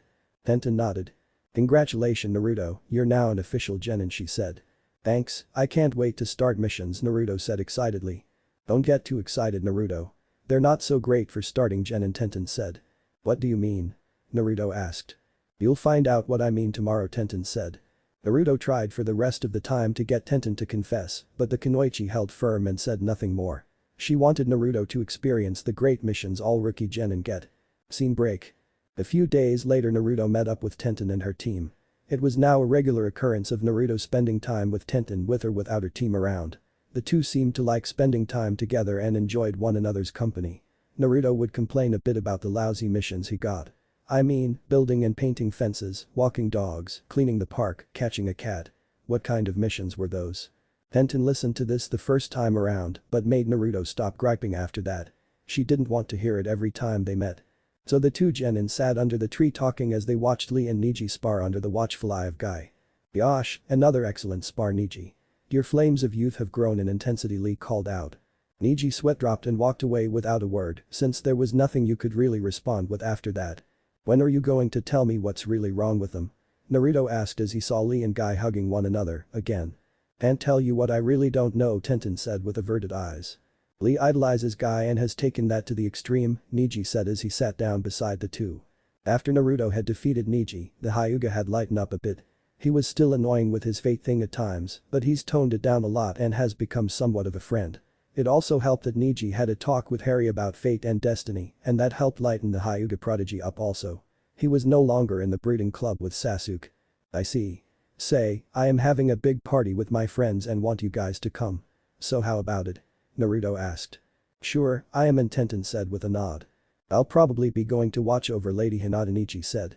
Good, here are the invites, Naruto said, pulling them out of a pouch. Oh, and here's one for Lee too. Give it to him when he's done with whatever that is, he said, pointing to the still hugging pair. Tenten nodded and took the extra invite. Scene break. The party was held at Harry and Hermione's, since they had more than enough room with a little help of expansion charms. The house was filled with talk and laughter as everyone got caught up with each other. Though Naruto and his friends still trained together, it was very seldom since they all had to work with their own teams and missions. This was the first time really they could get together and spend some good quality time catching up, since they all graduated from the academy. The addition of Tenten, Lee and Neji were very welcomed. Naruto, where are your two teammates? I thought you'd invite them. Hinata asked. You're kidding, right, Hinata? Why would I want King of the Emos and the Screeching Banshee here? They'd bring down the mood, definitely, Naruto said. I have to agree, that's why Chaoji and I ditched Ino. She can be so troublesome, Shikamaru muttered. Yeah, but then we'd miss out on the catfight, Ino, and Sakura would get into Kiba said, pouting.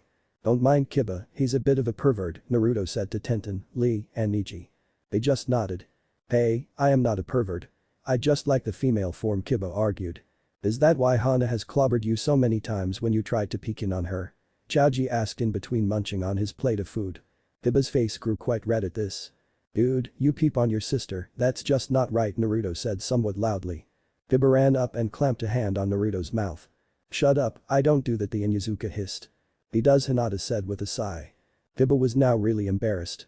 He then felt a harsh stinging hex to his derriere and yelped in pain. Kiba, what did say about you and your perverted ways, Hermione growled. Kiba cowered and whimpered like a pup at the sight of an angry Hermione. She's scary, Niji said, cowering slightly as he felt Hermione's kai. Yeah, she really hates perverts, Naruto said, not affected at all by the kai Hermione was radiating. Kiba got off with several wandless stinging hexes to his butt and genitals, so he could only stand, though even that was still painful. He whimpered in pain as Akamaru just shook its head at its partner's behavior. The rest of the party went well after that, and friendships were made that night. Scene break. Over the next few weeks Team 7 did missions, and Naruto grumbled. He wasn't allowed to do any magic to help out. He was told that by Harry since Harry didn't want him to have an advantage over his two teammates, and he didn't want Naruto to reveal his magical abilities just yet. During this time Naruto was learning more lethal magic from Harry and Hermione. Kakashi stuck with teaching the team about teamwork and nothing else. He told Naruto later that he was doing his best to not teach Sasuke anything of real value until he really had to. Though that didn't stop the copy ninja to teach Naruto personally some new jutsus as well as Kakashi's most prized one, the Chidori. Kakashi felt that Naruto would use it wisely. Hermione wasn't very happy with Kakashi teaching Naruto such a powerful and dangerous jutsu and, explained things to him. Kakashi had a slight limp after his talk with Hermione. So Team 7's missions were cleaning, helping out around the village, and chasing a nuisance of a cat. Chores as Hermione put them, but told Naruto that they served a purpose of some kind. Naruto doubted this, but said nothing since he knew getting into a war of words with Hermione would be useless since she always won in the end. Naruto during his time when he wasn't training on his own or with his friends or doing missions hung out with Tenten. He liked her a lot and she didn't seem to mind his company either. They hung out while watching Tenten's two teammates sparred or at Naruto's home or the Potters. As their friendship grew the Magicals noticed something. It appeared that Naruto's magical core was seeking out Tenten. They were very curious about this since Tenten had no magical ability as far as they could tell. They even scanned her and found none. So this baffled them and it sent Hermione in a frenzy of researching this event. Thankfully the Potters were able with time to get their entire library to their new home with friends back in their world, sending them new books. Scene break. It was after another mission of nabbing a certain demon cat. Sasuke was brooding as usual, with Sakura walking close to him trying to get him to talk. Kakashi was reading his book and Naruto was holding the cat chatting happily with it. Soon they made it to the mission's office. Team 7 reporting back. Mission is a success, Kakashi said, not even looking up from his book. Good, good. Now let's see what else I got for you here, Hiruzen said as he looked through the forms the missions were written on. This is demeaning, I am an Uchiha. I demand a better mission, Sasuke ordered.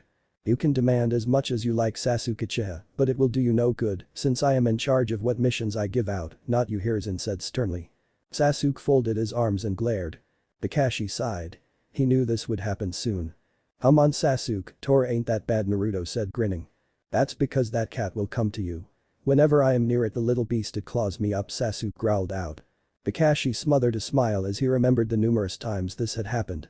It seemed the cat Tora didn't like Sasuke that much and whenever the Uchiha went after said cat the cat would claw him to hell.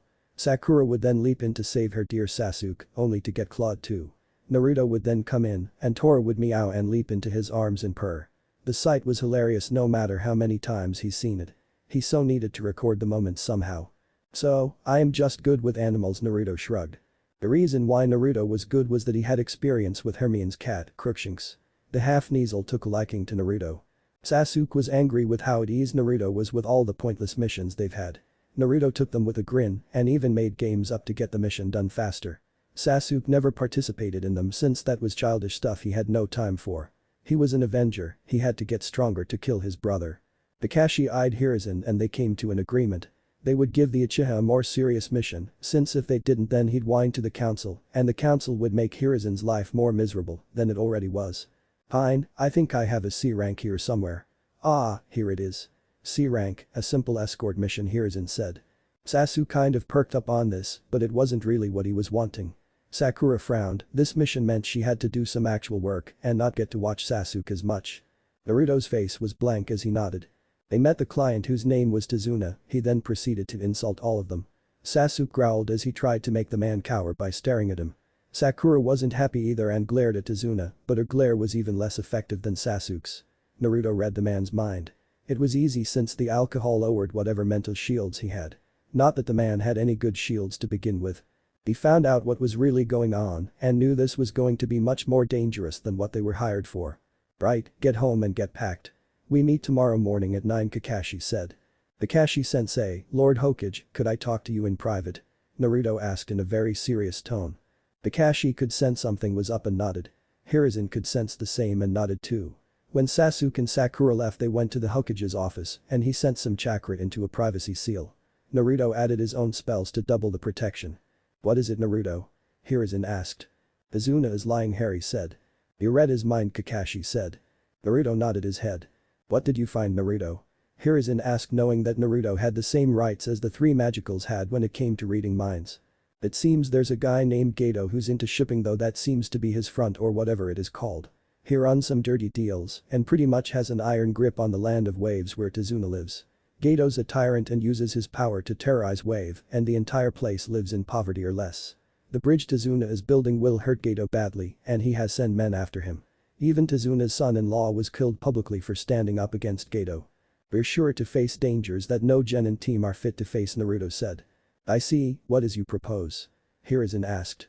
Send an extra Genin team to supplement us. We'll need the help, Naruto said. Hiruzen looked at Kakashi for his opinion on the matter. I trust Naruto on his information and if he's right on the danger then we'll need some help. Maybe having some extra ninjas won't hurt, Kakashi said. Okay, Hiruzen said with a nod. Right, I have just the team in mind, Naruto said with a smile. Kakashi and Hiruzen turned to Naruto wondering what he was up to now. Scene break. That night Naruto told the three magicals about his first probably A rank mission and they were proud though worried about their favorite blonde. He told them about what he had read in the bridge builder's mind and the plan he came up with. The three magicals sighed and nodded. It was the best course of action right now. So Naruto then got packed for his mission and fell asleep. Morning. At the gate Naruto walked up to Sasuke and Sakura who were waiting. Naruto wasn't alone though. After the talk he had and when they came to an agreement Naruto gathered who he wanted. Now here they were. What are they all doing here? Sasuke asked with annoyance. Well, the Hokage looked into the mission a bit more after we left and found some disturbing things and decided to send more than just us, Naruto said, which was the cover story they came up with, so Naruto's mind-reading abilities were not discovered yet. But Naruto was Tenten and her team. Naruto argued that it would help to have an experienced Genin team with them since this would be the first time out for Team 7. Though secretly Naruto didn't want to miss any time with Tenten at all when he was away, so that's why he wanted for her team to join theirs, even though he could have picked others who were more experienced. Soon the two Jounin appeared and they explained the situation to the Genin. Sasuke was angry that there were others with him. He was in Uchiha and he needed no help whatsoever. Sakura felt a bit relieved that there was another team since she was still nervous about this mission and especially after hearing Naruto talk about some disturbing things. Neji saw this as another mission and nothing more. Lee saw this as another chance to show of his flames of youth to the world. And Tenten, well, she was in the same mind as Naruto. She didn't want to lose any time with the blonde since she liked him a whole lot. Alright, we shall show our flames of youth and how they burn so brightly, Guy said, then taking the lead. Kakashi sighed and mentally thanked Luna profusely for teaching him occlumency. He could handle Guy so much better now than before. When the magicals learned that shinobi could learn occlumency they found it odd, but also knew that this could be a good resource for future shinobi, though they didn't think many would have the discipline to go through with it while at the academy. They moved forward with one Jounin, Guy, in the front and the other on the back. Sakura and Lee were right behind Guy, Sasuke and Neji were in the middle with the client and Naruto and Tenten behind them with Kakashi in the rear. They made slow steady progress when Naruto noticed a puddle and frowned. He nudged Tenten and she saw it and nodded. Kakashi smiled. This was going to be interesting. Just as Kakashi walked past the puddle, two men wearing what looked like breathing masks rose up and rushed in to attack Kakashi with razor-edge chain that were attached to their gauntlets. Tenten spun around and threw a couple of kunai, which halted the two enemy ninjas' progress and had to jump back to avoid getting hit. They also detached the chain they had attached to their gauntlets. So they could have more maneuverable. This caused the others in the group turn and get into the action. Sasuke felt his blood pumping. A challenge. He ran in ready to fight when one of the enemy ninjas kicked him away hard. Sasuke growled at this as he saw Neji fighting the other with Naruto fighting the one that kicked him. This made the Uchiha angry and rushed back in. He wasn't going to let Naruto take what was his. Lee moved to protect the client with Sakura as Kakashi, and Guy stood back a bit to watch their teams fight and only jump in if they needed help. Naruto was doing his best fighting and grinned as he saw kunai whiz by his ear. Tenten was providing support for him and Neji. He sensed Sasuke charging in and groaned. This wasn't going to help. To end things, he got close and fired a stunner at his opponent through his palm. He'd use his fake wand, but he didn't want that known yet. So close and personal was the order of the day. Neji did his best and finally beat his opponent, only to see a spark of red light coming from Naruto's palm and hitting the ninja in the chest. Naruto's opponent slumped to the ground. The Hyuga was curious as to what Naruto had done. Sasuke was pissed that he didn't fight and blamed Naruto. "Nice job Naruto, Tenten, and Neji. You defeated the demon brothers," Kakashi said. "Yes. That was an amazing fight. Their flames of youth radiated from them," Guy said. "Gosh, just watching them has fired me up. I hope there are more to come so I can show my flames of youth off," Lee said with a clenched fist and fire in his eyes. "Don't worry my youthful, I am sure there'll be more than enough to go around," Guy said, grinning wide. "Then I must be ready," Lee said, then dropped and started doing push-ups. Right," Kakashi said as he tied them demon brothers up. The others blinked at the sight. Well, Sakura and Sasuke did since they weren't used to this. Tenten and Neji were and just sighed and ignored their exuberant teammate. Naruto was just confused by this. He may have been used to seeing this, but it still confused the heck out of him. Once that was done, they had a nice talk with Tazuna, though Kakashi and Naruto knew what was going on. They all agreed to go on with the mission. Sasuke wanted to since he wasn't going to let Naruto be the only one to fight. He was in Uchiha and he had to do better than Naruto.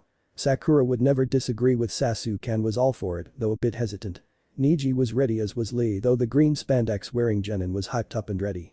Tenten wanted to keep going though knew she'd have to be extra careful, and Naruto was in the same frame of mind as Tenten. Kakashi and Guy just nodded and allowed it since they knew they could take care of the bigger threat while their teams could handle whatever was left over. The two teams moved out keeping an eye out for anything. They were in the same positions as before. Soon they took a boat and arrived in Wave. They disembarked and headed to Tazuna's home. Naruto was spreading out his senses and found two unknown ones.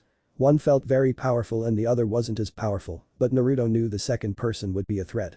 He could sense they were close and ready to attack. He prepared himself too. Tenten, who was still by Naruto, saw how he got tense and knew something was going to happen, so she got set too. Kakashi saw this and got ready for a fight also. "Get down." Naruto shouted just as Guy and Kakashi shouted their own warning. There was no time to question this as they all ducked with Neji tugging the client and Sakura to the ground as they all felt a whoosh of air over them. They looked up and saw a big meat cleaver-like sword stuck in a tree. They all gulped as their minds went to what would happen if they didn't listen. It seems there are some smart ones in this bunch. A man with a bare chest and bottom of his face wrapped in bandages wearing pinstriped pants had short brown spiky hair appeared. He stood on top of the huge sword with his arms folded across his muscled chest. "Who are you?" Guy asked as he got into a defensive stance. "It can't be, that's Abusa Mamachi, one of the 7 swordsmen of the mist," Tenten said with a slightly glazed look in her eyes. Tenten, snap out of it. "I know you're drooling at the sword, but we need to focus," Naruto said, gently shaking his friend. Oh yeah. Sorry. I don't drool," Tenten said, slightly glaring at Naruto. Naruto wiped a bit of drool off of Tenten's mouth and she blushed slightly. Whether it was from being embarrassed about drooling or Naruto touching her mouth was up in the air. "Teams, defensive positions. Protect the client," Kakashi ordered. Team 7 and Guy's team leapt into action and placed themselves in positions that surrounded the client. "Well, I should be flattered. 2 teams are here with 2 jounin. Kakashi, the copycat ninja, wielder of the Sharingan, copier of over 1000 jutsus," Abusa said. "Don't forget me. I am Might Guy. The green beast of Konoha," Guy said, then struck his good guy pose with his thumb up and tooth ping. Kakashi sighed. There went the atmosphere they had going. Zabuza blinked and looked at the jounin in the green spandex, wondering if this guy was for real. "Right, well, I have no qualm with you. Just give me the bridge builder so I can kill him and I'll be on my way," Zabuza said. "Sorry, but no can do. We were hired to guard him, so handing him over just isn't an option," Kakashi said. "I see, then I'll just have to go through you to kill the old man," Zabuza said as he leapt down, pulling out his sword from the tree. Soon the fight with the 3 jounin began. Naruto could still feel the second presence close by and that made his uneasy. "Naruto, what is it?" Tenten asked, sensing her friend's anxiety. "There's someone else watching and I think they're with Zabuza," Naruto said quietly to his teammates. "HN, whatever, loser." Whoever it is I can beat him, Sasuke said boastfully. Sakura got hearts in her eyes at this. Hey Neji, can you use your Byakugan to see if you know where they are? Naruto asked even though he knew where he wanted someone to confirm. Neji nodded knowing Naruto long enough that he'd never joke about something like this. He scanned around with his bloodline active. Found him, but he's keeping his distance, like he's waiting for a signal of some kind, Neji said. Great, so we're sitting ducks, Naruto muttered. Never fear Naruto. They will not get past me. My flames of youth will burn them, Lee said firmly. Rightly, Tenten said. Sasuke, what do we do? Sakura asked. Where is he? I can go and take him out, no problem, Sasuke said in a superior tone. Now that's a stupid move, Naruto snorted. What was that? Sasuke growled. How dare you call Sasuke an idiot, loser, Sakura said defending her Sasuke. Naruto is right, going in there alone and blind is a good way of getting yourself killed. We don't know what levels Abusa's accomplice is, and we could also be running into a trap, Neji said calmly. Plus, we're supposed to protect the client. It would be best that we're all here to do that, Tenten said, adding in her 2 cents. Sasuke grumbled. The battle between Zabuza, Kakashi and Guy was fierce. With Kakashi using his Sharingan, it made Zabuza be on the defensive more. And the fact that Guy was there too didn't help matters for the missing nin. Zabuza was getting over his head. Both Kakashi and Guy had good teamwork and were working in tandem to take Zabuza down. The missing nin had never gone against a full Taijutsu user before and wasn't sure how to fight him. Give up, Zabuza, you can't win, Kakashi said. I'll give you that. You're good, you too, but I am better, Zabuza said as mist came creeping in. Shit, he's using silent killing, Kakashi said. Teams, be on your guard, Guy called out to the genin. The genin, who were slightly prepared, tensed ready for an attack. They all had kunai out ready or in a fighting stance. 8 points. Larynx, spine, lungs, liver, jugular vein, subclavian artery, kidneys, and heart. Now which one should be my kill point? Zabuza said, his voice carrying through the mist. His killer intent blanketing the entire field. Anything? Kakashi asked. No, nothing, Guy said shaking his head. The 2 jounin were unfazed by the kai Zabuza was giving off. A scream was heard and the 2 jounin rushed back to their genin. They found Sakura on the ground. Tenten over her protecting her. Neji, Lee, Sasuke and Naruto were all fighting their very own Zabuza. Water clones, but where's the real one? Kakashi wondered. It was quick and they all gasped as they saw Izuna get sliced in half. They failed to protect the client. That's when a piece of sliced wood replaced the client and they all breathed a sigh of relief. It wasn't over yet. They hadn't failed. Zabuza looked shocked. He was sure he got the bridge builder. That's when he had to twist body out of the way quickly to avoid a flying kunai from hitting him. Naruto moved quickly and defeated the water clone he was fighting and quickly used a replacement jutsu on the client, then went in to attack Zabuza one-on-one. Zabuza couldn't believe it. He missed, but jumped back ready to attack again. Not bad, brat, you have some skill, I see, Zabuza said sarcastically. You haven't seen anything yet, Naruto said firmly. Tenten wanted to help Naruto, but she had to make sure Sakura was safe. Why did this girl have to faint during the heat of battle? What kind of kunoichi was she to faint like that? She then decided she had to be Naruto's support and pulled out a couple scrolls. Soon kunace and shuriken rained down on Zabuza, who just got away in time. Nice one, Tenten, get him in position, Naruto said, gesturing to a certain area. Tenten nodded and began throwing her projectile weapons at Zabuza, making move where Naruto wanted. She just hoped Naruto knew what he was doing. Meanwhile, Sasuke, Neji and Lee had finished taking down the water clones they were fighting and headed off to help Naruto. Well, Neji and Lee to help. Sasuke wanted to beat Naruto at defeating Zabuza. They were stopped by the 2 jounin. I think Naruto has it well in hand, Kakashi said. I just nodded. Sasuke glared as he tightened the grip of his fists. Zabuza finally got where Naruto wanted him and Naruto sprung his plan. He released his fake wand from its holster and fired off a blasting hex at Zabuza, which hit the missing nin hit the tree hard in the back. What the hell was that, brat? Zabuza asked with a groan. Just a small taste of my real power, now give up, Naruto said. Zabuza laughed and jumped up and raced back at Naruto with his sword ready to swing. Naruto stood there and in the last second apparated away as Zabuza went to slash him. Naruto appeared behind Zabuza and hit him again with a blasting hex, along with a boils hex. Zabuza flew and crashed into a tree in front of him. He hissed in pain as the boils on his back stung him. I'll ask one more time, give up. I don't want to kill you, Naruto said firmly. Zabuza got up and chuckled. You've got spunk, kid. I'll give you that, but you're not going to win, he said. Naruto sighed and trapped Zabuza in a full body bind. Zabuza fell to the ground struggling to break free from his invisible bonds, but couldn't, they were too strong. Naruto walked forward when two needles flew out of nowhere hitting Zabuza in the neck. Naruto jumped back on instinct and once seeing that there was no danger anymore, Naruto made his way again and saw Zabuza was out like a light. He released a body bind, then checked Zabuza's pulse and found none. Then a person appeared. They wore a mask and was in robes. "I thank you for capturing Zabuza for me. I'll take the rest," the person said. "It was no problem, Hunter Nin," Kakashi said, stepping forward. "I shall get rid of this filth," the Hunter Nin said, then shunshined away with Zabuza. "Zabuza's dead, I checked him," Naruto said. Kakashi nodded and pulled his headband over his Sharingan. Naruto and Kakashi walked back to the group who were still in a bit of awe at what they had seen. Naruto had slipped his fake wand back into its holster. "You okay, Kakashi-sensei?" Naruto asked, knowing if Kakashi overused the Sharingan he'd collapse with exhaustion. "Fine, I've done a whole lot training, remember," Kakashi said with his usual eye smile.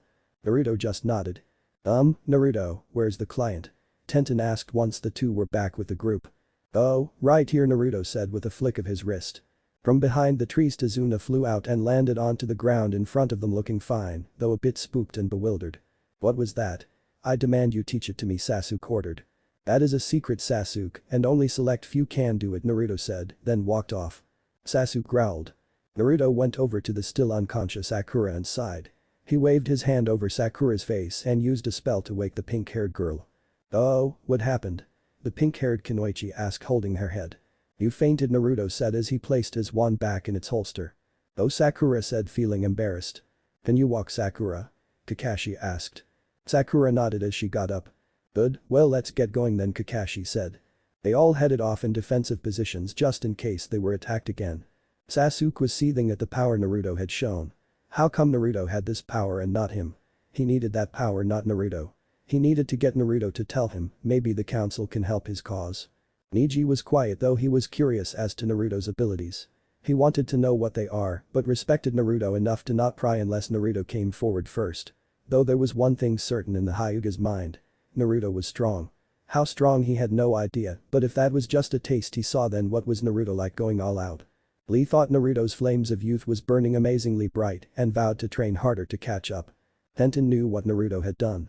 Spending so much time with Naruto and the three magicals, she understood what Naruto did was magic. She knew most of the story and had promised to keep it a secret she was going to keep to her grave. Kakashi knew Naruto would have to reveal his magic soon. He just didn't think it would be this soon and hoped Naruto had an explanation ready.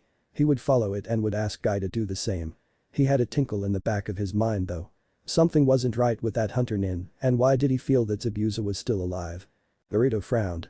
He had hoped to keep his magic secret a bit longer, but they were in desperate need of it to win this fight. He knew there would be questions and he was preparing himself for that. Also, was Zabuza really dead?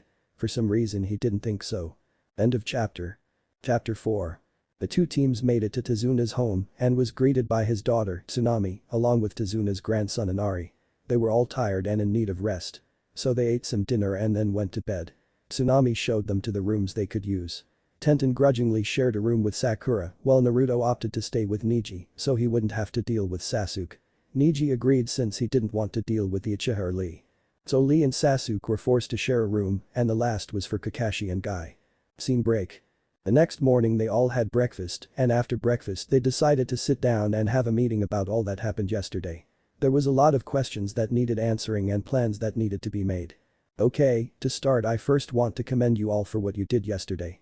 I know Guy's team has experience fighting and don't really need the compliment, but my team. You did well in your first fight, Kakashi said. Now Kakashi, it never hurts to give praise where praise is needed no matter who they are, Guy said. Kakashi nodded. They went over the battle and analyzed where they could do better at. Sakura felt ashamed that she was useless in the whole thing because she fainted and needed to be watched over. As for Neji and Lee, they did well in their fights. Sasuke wasted too much time drawing his out and not ending it quick so he could help his teammates. Tenten, though she didn't do much, was commended for watching over a defenseless teammate and also providing help to Naruto. Then came the part of the battle where Naruto fought. What was that you did, Naruto? Neji asked. Sasuke perked up at this. It's a special bloodline that I have, Naruto answered. Bloodline? What kind of bloodline can do that? Sasuke asked, demanded. A special one that I can't talk about, Naruto said. Sasuke got pissed at this. Tell me what it is, damn it, I demand you tell me and teach me it now, he shouted, standing up. Sasuke, that's enough, Kakashi said harshly. Sasuke grumbled and sat down. But you've never shown you had a bloodline at the academy Naruto, why now? Sakura asked. It only manifests when I turn a certain age, Naruto lied. Sakura nodded, accepting what Naruto had said without question. Neji knew Naruto wasn't telling the truth but said nothing. If it was Naruto's secret then he wouldn't pry. It would be rude to do so. Lee was just thinking about all the training he would need to catch up to Naruto. Tenten was relieved that Naruto's secret was safe for now. Sasuke was angry that the loser didn't give up his secrets. He was an Uchiha, thus the loser had to, since he was the superior of them. I looked ready to ask more questions but caught Kakashi's eye and knew not to push. Alright, now on to other business. I don't think Zabuza is dead, Kakashi said. This shocked the genin except Naruto, who also sensed it. What, but Naruto said he was, didn't he? Sakura asked. I did, I checked his pulse and there was none. But there are many ways for ninjas to play dead, Naruto said. What was he hit with? Tenten asked. Needles, Naruto said. Like these? Tenten asked as she pulled a couple senbon from her weapons pouch. Yeah, just like those, Naruto said. I see, then the hunter nin might have hit nerves where Zabuza could fake being dead, Tenten pondered out loud. Yes, senbon needles are not very deadly unless the person using them knows what to do with them. Senbon needles are usually used in medicinal purposes, but if they get stuck into certain parts they can cut off the nerves to your legs or arms, even your heart, Kakashi said. Yes, and it is the hunter nin way of removing the head and burning the body right after they kill to destroy it, so none of their village's secrets are given up, not take the body away, Guy said. So, he's alive? Sakura asked with fear in her voice. He is, Naruto and I could both tell there was someone else in the woods. That hunter nin was probably a fake and is actually Zabuza's accomplice, Neji said. An unyouthful act, Lee said, frowning. Yes, my most youthful student, but in this world you will find many unyouthful individuals, Guy said. How long do we have? Tenten asked. From the injuries I gave him, maybe a week, maybe a little more. No idea though, since it depends on how fast a healer he is and how good the medic is too. That, and I guess it takes a while to recover from a near-death state too, Naruto said. So we have at least a week to prepare, Neji said. Kakashi sighed. I'll have to train you all up, he said. All of us? Tenten asked. No, just my team. Guy, can you and your team handle guard duties? Kakashi asked. Of course, Kakashi, our flames of youth will protect Azuna and his workers, Guy said in a good guy pose with a teeth ping. Lee of course copied his idol, forming the same pose complete with tooth ping. Neji acted like he didn't know either his teammate or sensei. Tenten groaned and covered her face with her hands. Why her? Naruto placed a comforting hand on her shoulder. Right. Team 7. Let's head to the woods to train, Kakashi said. Naruto, Sakura and Sasuke all headed out. Tenten wished Naruto luck before he left. Scene break. In the woods, Kakashi had Sasuke and Sakura begin tree climbing. Since Naruto already knew this skill, Kakashi had Naruto work on more of his advanced magical spells since they'd need them in the fight to come. Sasuke was angry that Naruto was ahead of him and Uchiha. That was something he could not and would not let stand. Kakashi and Naruto were away from Sakura and Sasuke in a different part of the forest so they wouldn't see Naruto use his magic. Naruto, I know you've never killed before but you will probably have to in this fight. I can't give you any advice on this but I will be here to talk to if it happens, okay, Kakashi said. Naruto nodded. He knew that he would have to kill since that was a part of being a ninja. He just didn't like it at all. Alright, I'll leave you to train. I need to get back to the others. Remember to keep your senses open for any dangers, Kakashi said. Naruto nodded again and got to work. He brought out his wand and began to cast spells that were meant to incapacitate and kill. His blasting hex, which was weak to about mild during his fight with Zabuza, was now stronger and caused trees to shatter as they fell. He cast cutting hexes as well as other lethal spells and curses. He also worked with using his false wand in one hand, firing spells and curse while using his free hand to do the same. Dual spell casting was tricky and needed a lot of concentration to do. Meanwhile, back with the other two members of Team 7, Sakura had gotten up the tree but had used most of her chakra to do it. She was now resting on the ground watching her beloved Sasuke work with hearts in her eyes as she cheered him on obnoxiously. Sasuke was still trying and he was getting frustrated with each failed attempt. First, he had to do this stupid exercise, then Kakashi took Naruto for some personal training. It wasn't fair. He is an Uchiha, he deserved the special treatment, not Naruto. He'd definitely have to talk with the council when he got back. Kakashi arrived back and saw the heavily scarred tree that is Sasuke's, then at the clean tree Sakura had. He turned to Sakura and shook his head. He really disliked fangirls since he preferred strong kunoichi and women. Like Luna, now she was a strong woman. Sakura, good job, but I want you to keep going up and down the tree till you can't anymore, he said. But why? Sakura asked with a hint of whining in her voice. You have the smallest chakra reserves on this team and you need to increase them. This is the best way of doing it with the time limit we have, Kakashi said. You have to try and pump more chakra even though you are low, which will then increase your reserves in the long run. Trust me, it will be worth it in the end. Sakura just nodded and began though she was exhausted and all she wanted to do was continue her Sasuke watch.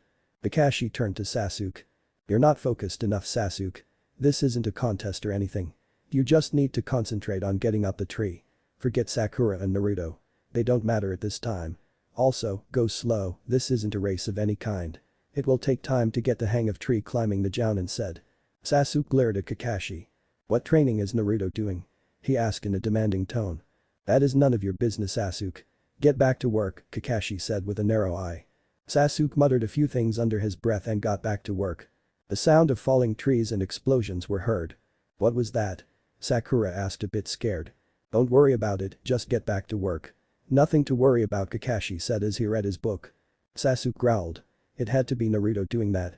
Such power, he needed it. Scene break. The days passed and Team 7 trained with Naruto was getting better with his focus and accuracy of his spells. Tenten sometimes joined him in his training by acting like a human target. Naruto only used stinging hexes so as not to hurt Tenten badly. Tenten finally saw what it was like being the one dodging than the one making the person dodge. She found she needed a lot of work. Naruto would taunt her, and this only made her angry though she knew he was not being serious at all. It only motivated her to get better. And better she got with Naruto's help. Lee and Neji also trained and sometimes joined Naruto and Tenten. They found it was interesting training with someone else since they had no idea really about Naruto's skills and it made it a challenge. Naruto changed it up so much that both Lee and Neji were pushed hard and not in the physical sense when they trained with their sensei. No, Naruto made them think as well, which was a nice change from their usual intense physical training they got from Guy. Not saying Guy didn't challenge them mentally at all. Just that Naruto's was totally different from their senseis. Sasuke had finally managed a tree climbing and Sakura's reserves were slightly bigger than before but needed more work in the long run. Kakashi started teaching them water walking and Sasuke was upset that Kakashi wasn't teaching him anything worthwhile. As for Sakura, she was just plain tired from all the training since she wasn't used to it at all. Kakashi then had Guy do some training with the two to get their strength and stamina up as well. It would be needed if they were going to survive the upcoming fight since their opponents would be skilled and more than likely had more experience than them. Sasuke and Sakura went through a mini hell with this since Guy didn't know when to quit. He kept claiming that both Sakura and Sasuke had to awaken their flames of youth to be great and he was the man to do it. Many nights the two would come in too exhausted to do anything but eat and then sleep. Lee, Neji and Tenten understood the two's pain since they've endured it many times. Though Lee didn't see it as pain since to him it was just training in the very rigorous sense. Naruto found it amusing since they looked drunk as they stumbled in. How come Naruto isn't being trained like us? Sakura asked complained. Naruto has been training hard since he was young and is pretty good in his taijutsu. So he doesn't need it at the moment but you might want to add that in with your training, Naruto, Kakashi said turning to his student. Naruto nodded. Scene break. Both teams learned about Inari's father who died standing up to Geto. They all felt some sympathy for the boy but that was until one night when Inari spoke. Why do you do it, why fight? Geto is just going to kill you, Inari said. At least we can go down fighting, Naruto said. You say that but you don't understand anything. You are from a ninja village that is sheltered and protected. You have no idea about all pain and suffering we've been through. You don't understand anything. Inari shouted. There was silence since no one knew what to say. But Naruto broke it. You say I don't know anything, huh? I was kicked out of the orphanage I was in. I've lived on the streets. I was glared at, beaten up, spat on every day of my life. I barely had anything to eat most of the time. You say how rough you've had, well tough shit. There are plenty of other people who have been through worse than you but they don't sit around and whine and complain about it. They actually do something, Naruto said coolly. Kakashi-sensei, if you don't mind I'm going out to train some more. Kakashi nodded and Naruto left the table. Tenten made to follow but was stopped by Kakashi. Let's leave him alone for a moment, the copycat shinobi said. Tenten nodded but she was going to count down the seconds then she'd off looking for her best friend. Kakashi-sensei, was Naruto's life really like that? Sakura asked. Yes, sadly yes. It was, Kakashi said, it's a part of his life he'd rather not talk about, so don't ask him. When he feels comfortable he'll tell you. The rest of the meal was eaten in silence. Scene break. In the woods Naruto was training. He was firing off spell after spell making each one more powerful than the last. He soon plopped to the ground tired from using most of his magic. Naruto. Naruto turned and found Tenten. He smiled softly. "Hey Tenten," he said. Tenten walked over and sat down next to Naruto. "What you said was harsh, but he did need to hear it. I am so sorry you went through that," Tenten said as she hugged Naruto. Naruto wrapped his arm around Tenten. "It's fine. Everything is fine now. I have a family and friends. I barely look back at those times where I was alone now," Naruto said. "I know, but it's just," Tenten was cut off. "I've learned from Harry, Hermione and Luna to not look back. It doesn't mean that I should forget it, but don't linger on it. It won't do me any good at all in the long run to dwell on the past," Naruto said. Tenten nodded. "Come on, it's late. Let's get back. I really don't want to sleep out here," Naruto said. Tenten helped Naruto and they walked back to Tezuna's house together. Scene break. It was now 2 weeks and both teams were as ready as they could ever be. They trained long and hard and now it was time to see if it all paid off. Kakashi's team was left to catch up since they had a tiring training session the day before. That's when a couple of mercenaries came barging in with the intent of kidnapping Tsunami. They were stopped by Kakashi and Naruto who knocked them out and tied them up. Sasuke was angry with again not being in the fight. "Come on, let's get to the bridge now," Kakashi ordered. They got there in record time with a mist appearing just a little after they got there. "They're here," Naruto said. Zabuza and the hunter Nin appeared through the mist. "We were right," Kakashi said. "Yeah, I hate it when I am," Naruto muttered. Tenten gave Naruto a sympathetic smile. "So what's the plan?" Neji asked. I will take on Zabuza like before. Naruto, Sasuke and Lee will go after the hunter Nin, but be careful since we don't know what kind of skills he has. Neji, you stay here with Sakura to protect Azuna, your Byakugan will prevent anyone sneaking up on you. Tenten will be our auxiliary and Sakura will guard Tazuna, Kakashi said. Everyone nodded. Zabuza started off the fight by making water clones that Sasuke eliminated quickly. Kakashi and Guy then moved in to confront Zabuza, while Naruto, Lee and Sasuke were left with the hunter Nin. "What is the plan, Naruto?" Lee asked. "Well, I think." Naruto never got to his plan as Sasuke raced in wanting to beat the false hunter Nin before Naruto could. "That idiot, he's going to get himself killed," Naruto muttered. "What should we do?" Lee asked. "Provide help, the idiot will need it," Naruto sighed. So Naruto and Lee raced in to help the arrogant Uchiha. It wasn't too long that they fell into the hunter Nin's trap. Using the water left over from the water clones, the hunter Nin used a jutsu to create a dome of ice mirrors. "Shit, now we're in trouble," Naruto said as he looked at this new battlefield. Naruto was using his wand and casting disarming spells, as well as a shielding spell to deflect the needles coming his way and protecting Lee and Sasuke. But he couldn't always get all of them, so they had to dodge as well. That meant they got hit, but not as much. The big problem was none of them could land a hit on the hunter Nin at all, since he moved too fast, jumping from mirror to mirror as he attacked them. Naruto would fire spells using the false wand, but they never got to the false hunter Nin, since he'd be in another mirror before the spell hit. "How are we to fight against an adversary who moves with such speed?" Lee asked. "Not sure, Lee, but we'll find a way," Naruto said. Sasuke then unleashed a huge fireball. "What the heck, Sasuke, you could have hit me or Lee with that thing," Naruto said. He had used a shielding spell to protect himself and Lee before the flames could lick either of them. Sasuke ignored Naruto and kept charging after the hunter Nin. This only caused Sasuke to become a pincushion faster than before. Soon Sasuke was full of senbon and was swaying on his feet trying to stay upright, but it was a futile effort. All of the needles were embedded, so it slowed Sasuke down and he was now a sitting duck. "Idiot, he's going to get himself killed," Naruto muttered. Most unyouthful, Lee said in agreement with Naruto. Back with the guarding group, they saw the fire. "That was Sasuke, he hit the hunter Nin," Sakura said happily. "No, he didn't, but he nearly hurt Lee and Naruto with that foolish attack," Neji said with his Byakugan active. "That idiot, he's not even watching out for Naruto or Lee," Tenten muttered. "Hey, that's Sasuke. He can beat that guy without any help," Sakura said shouted. "He just got hit with a load of senbon needles," Neji said. "Sasuke!" Sakura shouted as she made to run. Tenten grabbed her by the back of her collar and pulled her back. "Shut up and stay here. You're no good in a fight at the moment. Let Naruto and Lee handle it. They can do it," the weapons user said. "But Sasuke," Sakura said in a whimper. "They'll be fine, and I agree, Lee and Naruto will finish it," Neji said. Meanwhile, Kakashi and Guy had Zabuza on the ropes since they both learned a lot from their last fight with the missing Nin. But Zabuza learned too and was putting up one hell of a fight. The three were showing of their stuff but had no audience since the genin guarding were watching the fight in the Ice Mirror Dome. Back in the Ice Mirror Dome, Lee dragged Sasuke away to a safe place, with Naruto providing cover for the Taijutsu master in training.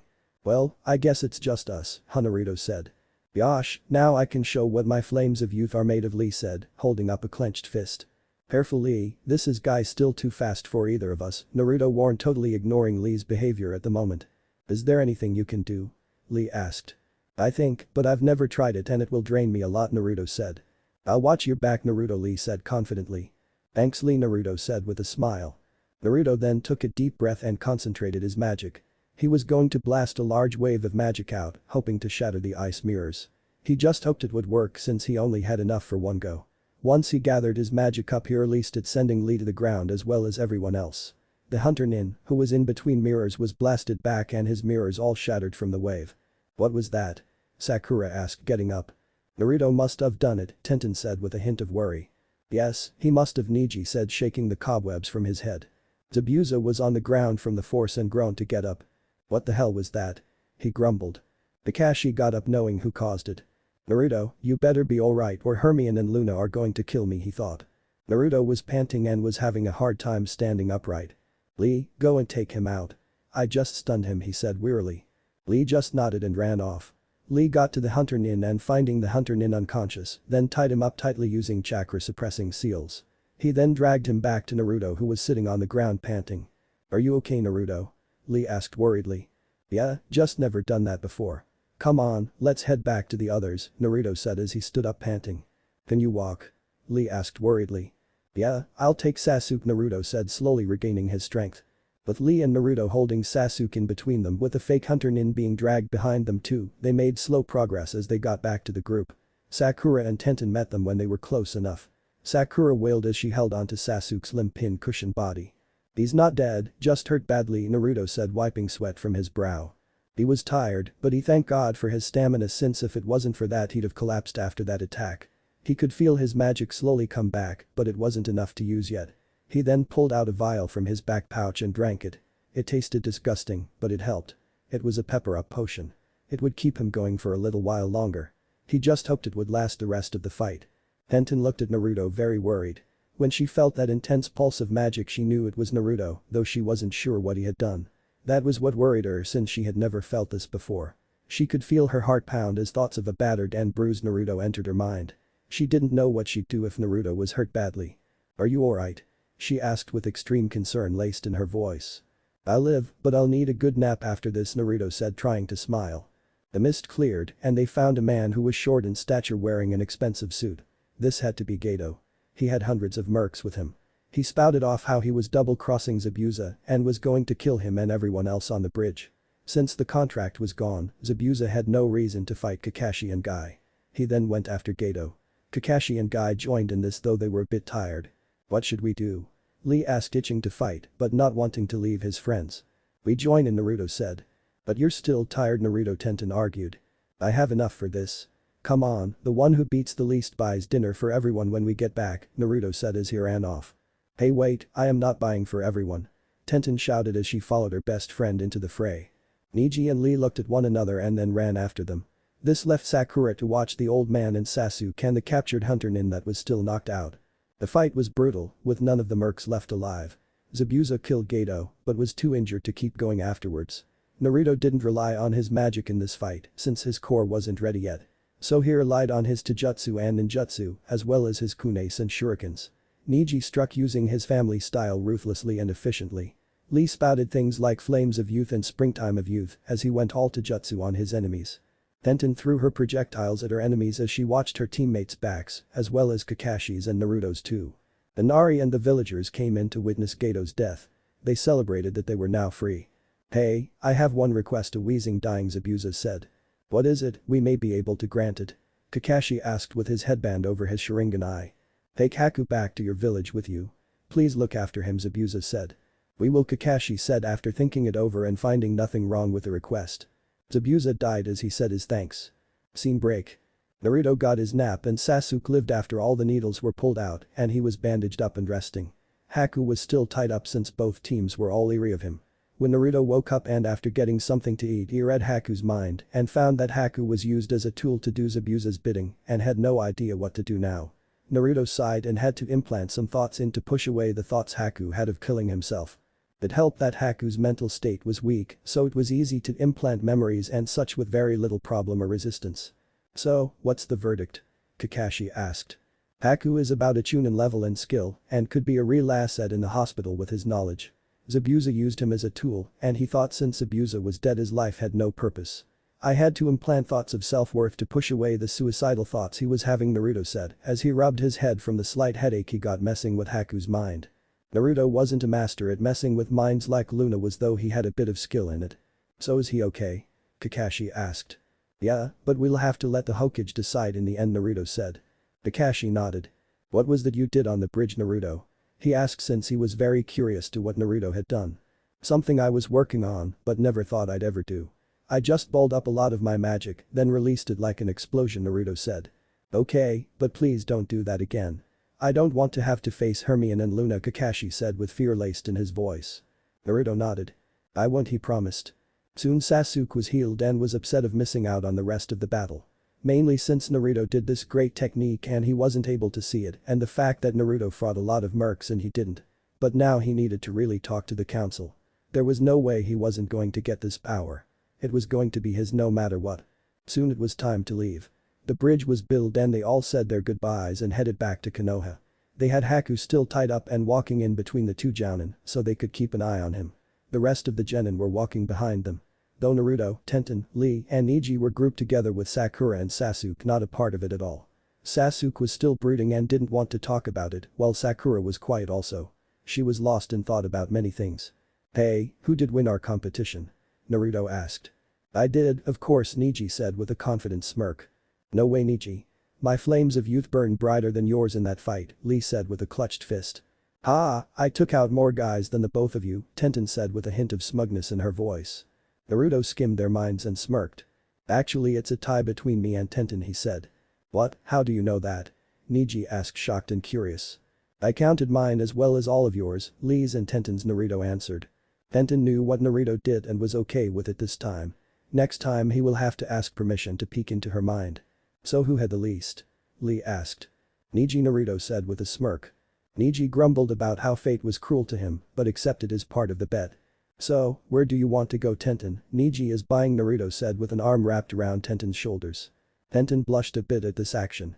Well, I was thinking. Scene break. Back in Konoha, both teams gave their report to the Hokage. Hiruzen decided that Haku would be an asset to the village and placed him under watch for a period of time before allowing him to enter the ranks and work in the hospital. Hiruzen was pleased hearing the report and knew what Naruto had done. After that, Naruto, Tenten, Lee and Neji set up plans on when the meal would happen. After that, Naruto headed home. Once there he found Luna reading on the couch. Hello, Naruto, how was the mission? She asked. Naruto plopped onto the couch and began crying. This shocked Luna, but she pulled the small sun-kissed blonde into her arms and held him. Tell me what happened, she said softly. KKK killed people, Naruto bawled. Luna knew she needed help and pulled a small mirror she had and pressed a button on it, hoping they'd get here soon. Harry and Hermione apparated in and found Luna holding Naruto. What happened? Hermione asked as she dove down and held onto Naruto. He had his first kill. The three magicals turned and found Kakashi standing there. He did, Harry said. Yeah, I am amazed he held out for this long though. Most other ninja after their first kill puke up their guts right after, Kakashi said. What happened? Hermione asked. Kakashi told them everything that happened on the mission. The three magicals were proud of Naruto and how he did. They were shocked about his new technique and knew they'd be having a nice talk with him about that. When hearing how Naruto fought and killed, they all frowned. No one should have to kill at that age at all. I see, Harry said, remembering his first kill. Yeah, he did a great job and really held his own. I am proud of him, Kakashi said with a bit of pride. Naruto had fallen asleep due to releasing all his pent-up emotions. Luna laid him on the couch and the four headed to the kitchen to talk some more. Do you think he'll be alright? Hermione asked with worry. He will. He's got us and once he's awake we can help him through it by talking, Harry said. At least he's more open and willing than some people, Hermione said as she glanced at her husband. Harry had the decency to blush. I am confident Naruto will pull through. He's strong, Luna said. Kakashi nodded. So the others saw him using his magic? Hermione asked. Yes, and I have a feeling Sasuke will not let things lie. He'll probably whine to the council, which will probably put a spotlight on you three, Kakashi said. Great, and what I've heard about them, they are just like the blasted ministry back home, Harry grumbled. But we know how to deal with them and we'll help Naruto so they won't take advantage of him at all, Hermione said. Be careful around Danzo, he's dangerous, Kakashi warned. You mean the man wrapped in bandages? Luna asked. You know him, Luna? Kakashi asked, not liking this at all. Yes, he tried to entice me to join his little club, but I said no, Luna said. Kakashi frowned. He would have to report this to the Hokage. The rest of the day and night was quiet. Naruto awoke and ate dinner with them. Afterwards he spilled his heart and soul to them and got the comfort and guidance he needed. He felt better, he wasn't back to normal, but on his way. He also got a bit of a lecture about not using his blast wave technique ever again, since it could kill him. Naruto agreed since Hermione and Luna made very convincing arguments. Scene break. A few days later the genin, Naruto, Tenten, Neji and Lee were at the restaurant Tenten had picked. They were all having fun. They did try to invite Sakura and Sasuke out of courtesy, but both declined. So the four ate and chatted the night away. Naruto, feeling he could trust Lee and Neji, decided to tell them his secret. He put up a notice me not charm up along with a silencing dome around them too for good measure. Neji, Lee, there's something I need to tell you guys. It's what I did on the mission, Naruto began. Both Neji and Lee leaned in. Naruto explained about his magic and even showed them a bit of it, even though they both saw some before. Tenten sat there listening to it all even though she already knew. You knew all of this, didn't you, Tenten? Neji asked. Yes, but I promised not to tell, and I never break my word to a friend, Tenten said firmly. Neji just nodded. So that's why you are most youthful in battle? Lee asked. Yeah, that's it, Naruto said. Naruto of course made them swear they won't tell, and both Neji and Lee swore on their lives to keep Naruto's secret. Naruto was glad he had more friends that knew his secret. It made it so he didn't have to hide it as much. The rest of the night was light and fun, and the bond of friendship between them all grew stronger. Scene break. A few days later Naruto was standing before the council. He sighed since he knew this would happen, but just wished it was all a bad dream or something. He had been summoned when he was in the middle of training. Now here he was standing in front of both the clan heads and civilian council. Hiruzen sat in dead center with his two advisors, Hamura and Kaharu, behind him. Naruto, do you know why you were called here? Hiruzen asked. I have a good guess, Naruto muttered. You are to give all your secrets to Sasuke Uchiha, Brad, a pink-haired civilian council member demanded. Sorry, I can't, Naruto said. How dare you, I demand we have Ibiki rip it out of him, another council member said. I can't since it is pretty close to a Genkai Keke, and to do so would mean breaking the founding charter Konoha was created upon, Naruto said. What kind of Genkai Keke is it? Hiashi Hyuga asked curiously. Your daughter and nephew knows, as do a few of the other clan's children know, Naruto said. Yes, but that doesn't tell us what it is, Tsumin Yuzuka said. Mainly because it is a secret and not one of mine to tell, Naruto said. He's stalling, demand him to tell us now, the pink-haired council member shrieked. You can't force me since I am a ninja, that makes this a shinobi matter and only the Hokage has any authority over it, Naruto said. You little brat, the pink-haired council woman growled. Silence. Naruto is speaking the truth. He is a ninja of this village, which means he can only answer to myself. The civilian council has no bearing on this matter whatsoever, Hiruzen said sternly. The civilian council grumbled about this. He should divulge all of his secrets for the sake of the village, Hamura said. Hiruzen sighed. This wasn't going well at all. Naruto sensed something and expanded his senses and found something odd coming from the man, Danzo. He had been warned to not tangle with Danzo, but he just had to see what made this guy tick. Naruto sent a light probe into the man's mind and found it was shielded quite well, but he was no match for Naruto, who was a hell of a lot better. Though still not up to Harry, Hermione, and Luna's level. Though Luna was the best in legilimency all in all. Naruto went through Danzo's mental walls easily without the man knowing and went through the whole thing. Naruto frowned at what he found. Danzo was nothing but a traitor really. It also seemed that he planted several Sharingan eyes in his arm and on in his covered eye. As well as a bloodline that belonged to the first Hokage. Such vile acts, and Naruto knew he had to do something before this man caused any more trouble, though he saw a plan the old Warhawk had with the Snake Sannin, Orochimaru. Naruto. Naruto blinked and broke the connection. Naruto said. I have no choice, you must tell us, Hiruzen said frowning. Very well, but I ask you remove the civilian council, since they have no reason to be here. I also ask that none of the clan heads nor your two advisors tell anyone what I am going to tell you, Naruto said. You have no right to demand anything, you little demon. The pink-haired woman screeched. Naruto winced at the high pitch and definitely knew whose mother this was. Fine, he said. This had the civilian council grin. They won. I will quit and leave the village, taking my talents elsewhere, Naruto said. This caused uproar as the council tried to get Naruto arrested and executed. The clan heads were shocked. They saw that Naruto seemed serious about this, and if their kids, who were friends with Naruto, were telling the truth, then they could lose a valuable shinobi. Silence. This got quiet as Hiruzen looked quite furious. He was showing why he was the leader and most powerful shinobi of the village hidden in the leaves. He was leaking kai that made all of the civilian council choke and gasp for air. "Civilian council, you are dismissed," he ordered.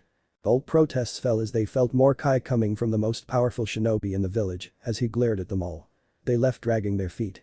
Once the door closed, Naruto did a magical check for all kinds of listening devices and such. What Naruto found was someone who shouldn't be here.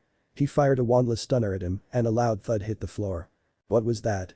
Chauza Akimichi asked. "That would be a spy, let's see who though," Naruto said and released the jutsu the person was using to hide. They saw it was an Anbu, but he had a blank mask with the letters Northeast on the mask. "He's a member of Ruda Noichi," Yamanka said with astonishment. "Lord Hokage, clan heads, elders. I have information that could make or break the village," Naruto said seriously. End of chapter. Chapter 5. The start of the chunin exams. "Lord Hokage, clan heads, elders. I have information that could make or break the village," Naruto said seriously. "And what information could this be?" Koharu asked curiously. "Danzo is still running route. He is doing it underground. He has several Sharingan under those bandages on his arm as well as one in his eye too. He uses them to manipulate you and your partner in order to get his way. He also has the Mokuton bloodline in him also," Naruto said.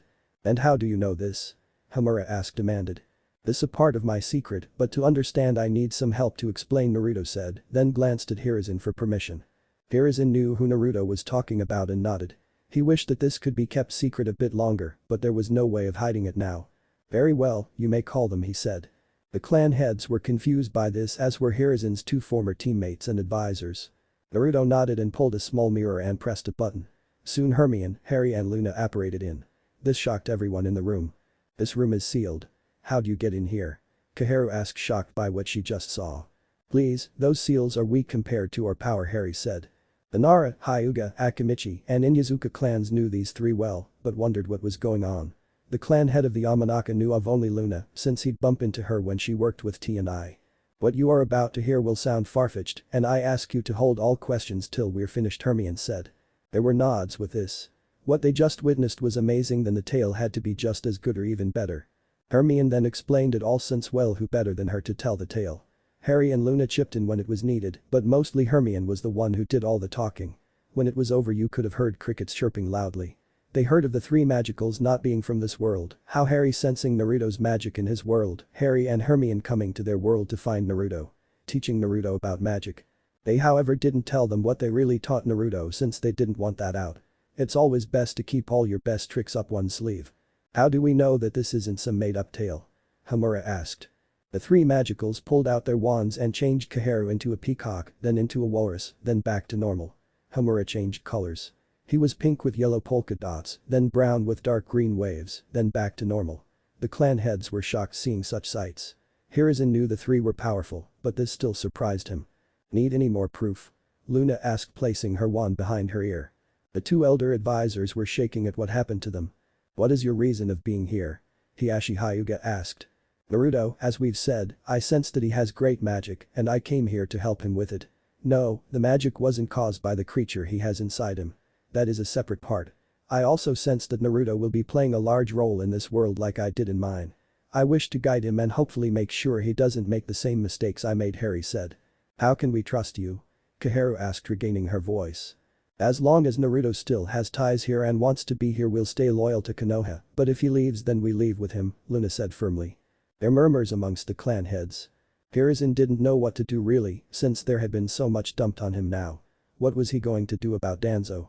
The man was a menace, that was for sure, but he was also well connected. There is no easy way of taking him out easily. "Don't worry about Danzo, Luna can handle him just fine," Hermione said. "Oh, and just how can she do that?" "Danzo is an experienced shinobi," Homura said, thinking that the blonde woman was nothing even after getting a taste of magic. Luna gave off a serene smile that creeped everyone out. "I've already started. I have planted a mental bomb within his mind that will set off if I give the proper code word. Only I can speak it for it to work. When I do his brain will become mush," she said. Shivers ran up and down the clan head spines at this, as well as the Hokage and the two elders. They were this powerful. "I see," Hiruzen said, swallowing hard. There's also news that Danzo has teamed up with Orochimaru and planning on attacking the village during the chunin exams. Danzo's plans on that after Orochimaru kills the Hokage he will take over and push all that is on his agenda. As for Orochimaru's plan, we need more time to figure that out, Hermione said. You have spies? Sum and Yuzuka asked. We do. We gathered a few of our closest friends from our world who decided to join us, and they've been setting up networks all over the shinobi world. We're probably more connected than any other village, even Jiraiya doesn't have a network as large or as good as ours, Harry said. Hiruzen knew that Jiraiya, the legendary Toad Sage and one of the three Sannin, had a long-term mission of keeping up his spy network for Konoha. He knew he shouldn't be surprised that they knew about him. They proved they were more than capable of getting information, whatever the means. And that means they didn't always rely on their mind reading. They had many other things in their repertoire. The rest of the time there was great debate of what to do, but in the end Hiruzen had the final say. He trusted the three magicals and allowed them to stay and keep what they are doing. Though he asked to be informed on what they were doing. The magicals agreed with these terms. The last part was to make sure the clan heads and his two advisors would keep their traps shut. He told them that this was an SS rank secret and could not be spoken about to anyone. The root spy was tied up and put away in jail with an appointment with Ibiki and Luna. Scene break. It was a few days later and Naruto was leaning back against the rail of the bridge, which was the usual meeting spot of Team 7. He and Sakura were there, but Sasuke had yet to show up and Kakashi wasn't there either. Naruto figured Kakashi was probably with Luna right now, and that's why he was running late. The Jounin was totally hooked on Luna. Soon Sasuke walked up looking moodier than normal. Naruto skimmed the Uchiha's mind and found out why. Sasuke was still pissed at not getting his way. Naruto just figured to ignore the moody Uchiha, since it seemed to be the best course of action right now. Don't want to start anything. Morning, Sasuke, Sakura chirped happily. Sasuke sent Sakura a cold glare, then turned to Naruto. I demand you give me your power I wanted, he ordered. Naruto just ignored Sasuke. This only infuriated the Uchiha and he charged at Naruto. Naruto saw this and sidestepped Sasuke. This began the dance of Sasuke trying to hit Naruto and Naruto dodging every one of Sasuke's strikes. It was easy since Sasuke's moves were sloppy due to his anger. Naruto didn't need to read the Uchiha's mind to know what was coming next. Quit moving, you coward, and fight me, Sasuke bellowed as his Sharingan activated. So he is able to hiss the Sharingan now. Interesting, Naruto thought.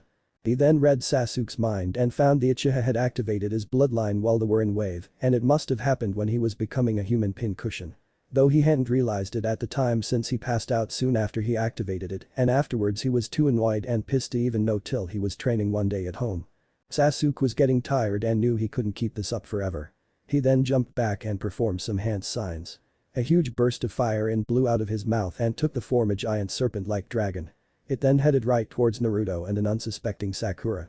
Naruto's eyes widened and he wandlessly cast a powerful shielding charm to protect not only himself but Sakura as well. He may not really care for the pink-haired girl, but she was his teammate and he had to do what he could to protect her. The huge fire-made dragon hit the shield, engulfing it entirely with its scorching flames. The shield held and Sasuke was panting after releasing such a powerful jutsu, along with putting more chakra into it than what was needed. The bridge amazingly was still intact, though it was blackened from the flames, and you could see a few lingering flames remained from the powerful jutsu. Are you crazy? That could have killed Sakura, you idiot. Naruto shouted. Sasuke just glared at Naruto, though he was still tired from the amount of chakra he had used. Kakashi appeared just then, and he frowned as he took in the situation. He saw Sakura was cowering and shivering in fright. Naruto looked pissed and Sasuke was glaring at Naruto. He didn't need to be a mind reader to have a good idea what had happened. The charred bridge was a very good indicator. What happened? The Jounin asked. Sasuke attacked me. I evaded all of his attacks, then the asshole decides to unleash a powerful fire jutsu, knowing Sakura would be caught in it too. I was able to protect Sakura and myself, Naruto said. Kakashi sighed. He knew that Naruto and Sakura only stayed safe by Naruto, shielding them both his magic. This wasn't going to get any easier now. I ordered him to give up his secrets. As an Uchiha it is my right, Sasuke said. Well, since my secrets are labeled as SS rank secret, which means you have no right to know no matter what you may think, Naruto said. Sasuke growled at this. Kakashi sighed again. Oh, this just had to get worse. Scene break. The weeks went by and Team 7 did more D rank missions. Sakura seemed to be more friendly with Naruto, and Naruto was alright with it since he skimmed the pink-haired girl's mind and found no deception of any kind, but he'd keep his guard up still. He also took up training Sakura so she could get stronger. Sakura took to these training sessions with much determination and she worked really hard. She wasn't going to be weak again. Sasuke brooded more and more as he demanded every day for Naruto give up his secrets. Naruto just ignored the Uchiha, which just enraged the duck-butt-haired boy even more. As for Naruto, he trained harder with Harry and Hermione drilling new lethal spells into his head. Naruto also spent time training with his friends and hanging out with Tenten, and the two grew closer and closer to one another. "Naruto, where are you taking me?" Tenten asked. The two had just finished another training session they sometimes had with one another when they had the time. "I want to take you out," Naruto said. Tenten blushed as she got Naruto's words. He was taking her on a date. Though she had no time to say anything else as Naruto dragged her to a restaurant and they got a table. Tenten looked around was slightly calm since it wasn't too upscale or anything, so she didn't feel underdressed or anything, but she was still sweaty and messy from the training and she didn't like that at all. "So what do you want, Tenten?" Naruto asked as he looked through the menu. They soon ordered and they chatted about the upcoming chunin exams. "I-sensei will enter us in. He held us back last year since he didn't think we were ready enough, but we'll be in it this year," Tenten said. "That's great, Tenten. I can't wait to see you kick butt," Naruto said with a grin. Tenten smiled back. "What about you, Naruto?" she asked. "I don't think Kakashi-sensei will enter us, but I don't think he'll have a choice in the matter," Naruto said with a frown. "Why?" Tenten asked. "The Uchiha," Naruto said. Tenten just nodded. She knew from talking with Naruto that the council was all crazy about Sasuke Uchiha and how great he was since he was the last Uchiha and had to be held on a pedestal of some kind no matter what. "So Kakashi will be forced to enter you in because of the council?" the weapons mistress asked. "Yeah, he knows we're not ready. From what I gathered from the chunin exams that a big part is teamwork then individual afterwards. But you have to do it as a team at the start. My team doesn't have it. I mean, Sakura is getting better and all, but Sasuke isn't at all. We'll probably fail," Naruto said frowning. "What about you though?" Tenten asked. "Me, what about me?" Naruto asked. "How would you do?" Tenten said. "Oh, I'd kick all their asses and become a chunin no problem," Naruto said proudly. Tenten smiled and shook her head at Naruto's confident attitude. The two ate and Naruto paid for the meal, then Naruto walked Tenten home. Tenten couldn't help but feel that this was an unusual date, if that is what this is. She didn't feel comfortable asking Naruto about if it was a date or not, since she didn't know how he'd react at all. Soon they got to her home and they said their goodbyes. Scene break. Kakashi sighed. He just had some nice chats with several council members about putting his team in the chunin exams. He told them all he didn't think his team was ready, but all he got was screaming and shouting about how the Uchiha was more than ready and it didn't matter if the other two weren't. That he had to put Sasuke in since he was the pride of the village. Kakashi disagreed since Sasuke wasn't anywhere close to being ready at all, nor was he the pride of the village. That honored was for Naruto since he showed the will of fire at its best. Now Sakura was actually making progress though she was still not ready for the exam. Naruto was the only one he could see making it. It wasn't his biased opinion either. He knew the blonde had great skill and that was just what he had showed so far. The Jounin sighed since he really had no choice in the matter. Scene break. Hiruzen sighed as he looked at the gathered Jounin in his office. It was time for the chunin exams and according to the three magicals Orochimaru will make his move then. It was also decided to commence with the exams so not to look suspicious at all. The other villages would wonder why Konoha would back out of the exams and they didn't want Orochimaru to know they were on to him. No, they'd place a trap to surprise the Snake Sannin. "As you know, the chunin exams are almost upon us. This year we'll be hosting. Now I want those who think their teams are ready to partake step forward," he said. "Team 8, Hinata Hyuga, Kiba Inuzuka and Shino Aburam are ready, Kurina he said stepping forward. Team 10, Shikamaru Nara, Choji Akimichi and Ino Yamanka are ready, Asuma Sarutobi said stepping forward.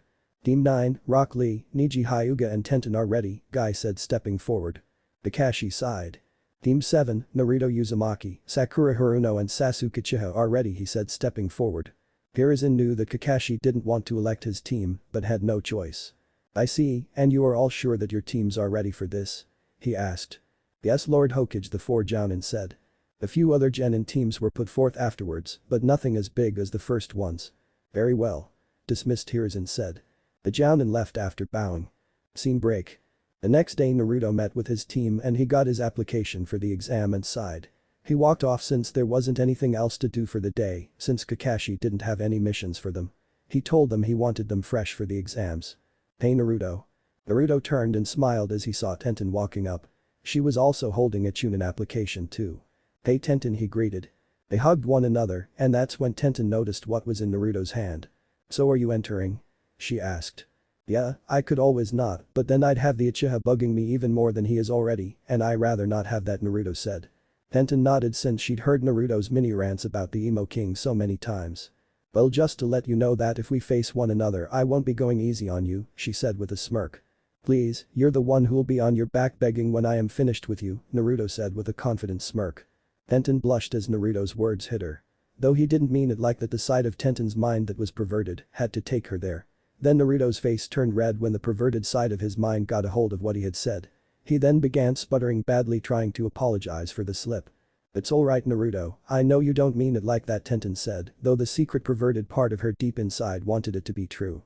Yeah, Naruto said as he rubbed the back of his head with a red tint still on his cheeks. So, you have the rest of the day off? Tenten asked nervously. I do, Kakashi wants us to be fresh for the exams, Naruto said. Tenten nodded. Since Guy told her team the same thing. So, want to get something to eat? Naruto asked. Sure, Tenten said. They walked off, both wondering if this awkwardness between them will fade. Scene break. A few days later. Naruto blinked as he was with Harry, Hermione and Luna. They were in a forest a bit away from a training ground they usually use. So what are we doing here? Naruto asked. We think it is time for you to learn how to control the Kyuubi, Harry said. You think I am strong enough? Naruto asked nervously. We do, but Luna will be with you in your mind to make sure everything is fine, Hermione said. Though the deal Luna made with the Kyuubi was still in effect, the Magicals thought Naruto should start learning how to harness the Kyuubi chakra since he hadn't started to yet. It would give him a big advantage in the chunin exam. Alright, let's do it, Naruto said. Naruto's mindscape. Naruto stood in a familiar soar with Luna by his side. Hello Kyuubi, Luna chirped happily. What are you doing back here? The Kyuubi growled. We're here to discuss a new arrangement, Luna said. Oh? The Kyuubi asked with a hint of curiosity in its voice. Yes, Naruto will be learning how to use your chakra and you will guide him in every way possible, Luna said. The Kyuubi snorted. Like hell I would help that piece of worthless meat out, the demon fox said. Luna just pulled her wand and a familiar whip appeared. I guess we must do it the old way, she said with a sigh. Painful yelps followed after the loud cracks of thunder. Even though Naruto had seen this before, it still amazed him how calm Luna was with this as she scolded the great demon fox like a 5-year-old. Now, are you ready to talk? Luna asked in a tone that didn't sound like she had just whipped the strongest demon ever.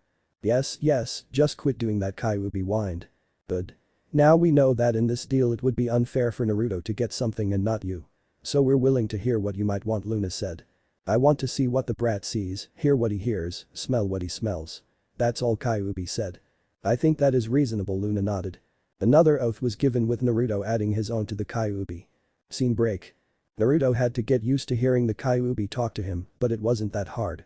Thanks to his occlumency shields he was able to block Kyuubi out if needed. Naruto found that when the fox wasn't being a total bastard, he was a bit of a perv. He would make very colorful and descriptive remarks about Tenten, Luna, and Hermione. Of course when Hermione heard of this she entered Naruto's mind and, well, let's just say what Hermione did to the great demon fox made what Luna did seem like a walk in the park and leave as that. After that the demon fox minded his P's and Q's around the two magicals, though that didn't stop the fox from commenting on Tenten at all. As for Naruto, him learning how to control the fox's chakra. It was much more difficult since he had to suppress and harness the anger that went with the Kyuubi's chakra. It was thanks to his excellent occlumency shields and the help of the three magicals that Naruto didn't get out of control at all. It was pain since the process was so slow. He could only use 2 tails of the Kyuubi's chakra before he went berserk. Naruto did decide to only use the fox chakra only if he had to. It helped that his reserves were so vast that it would take a lot for him to burn through all that and need the fox. That in head had his magic too, so he didn't need to use the fox chakra unless he was very desperate. Naruto was unhappy that he wasn't making the progress he had hoped with the Kyuubi chakra, but he knew patience was key. Luna and Hermione had drilled that into his head many times when he was younger and wanted to rush things. The two witches reinforced this by using stinging hexes to make sure he didn't forget it at all. He still felt the phantom on his rear. As for the relationship between Naruto and the fox demon. They were partners. Though Kyuubi wasn't totally all for it, but he didn't want another lashing for either Luna or Hermione. So the two were amicable with one another. Scene break. 4 days later. Naruto had just finished some training with the fox chakra and was heading home for a shower. Hey, let me go. Naruto heard this plea and went to check it out. He found a boy he's seen around getting held by a boy around his age, wearing a strange getup with a hood that had pointy ears on top, and he was wearing what appeared to be makeup. There was a girl with blonde hair tied into 4 ponytails behind the boy looking annoyed. Put the boy down, Naruto said. Yeah, and who are you? The makeup boy asked, glaring at Naruto. Naruto sighed and used a replacement jutsu on the kid, and now the makeup boy was holding a rag doll. Alright, now that is settled. Who are you? Naruto asked. The makeup boy looked angry and was about to attack. Kankuro, leave it be, the girl said. No way, Kankuro said. I suggest you do as the girl says. Oh, and the boy hiding in the tree, you can come out, I know you're there, Naruto said. Soon a swirl of sand appeared and a red-headed boy the same age of Naruto appeared. He had short red hair, a big gourd on his back, and dark rings under his eyes. His expression was totally devoid of emotion of any kind, it seemed. Kankuro, you're a disgrace to the village, the red-head said in a toneless voice. GG Gaara, Kankuro stuttered out. Shut up, or I'll kill you, Gaara said with menace.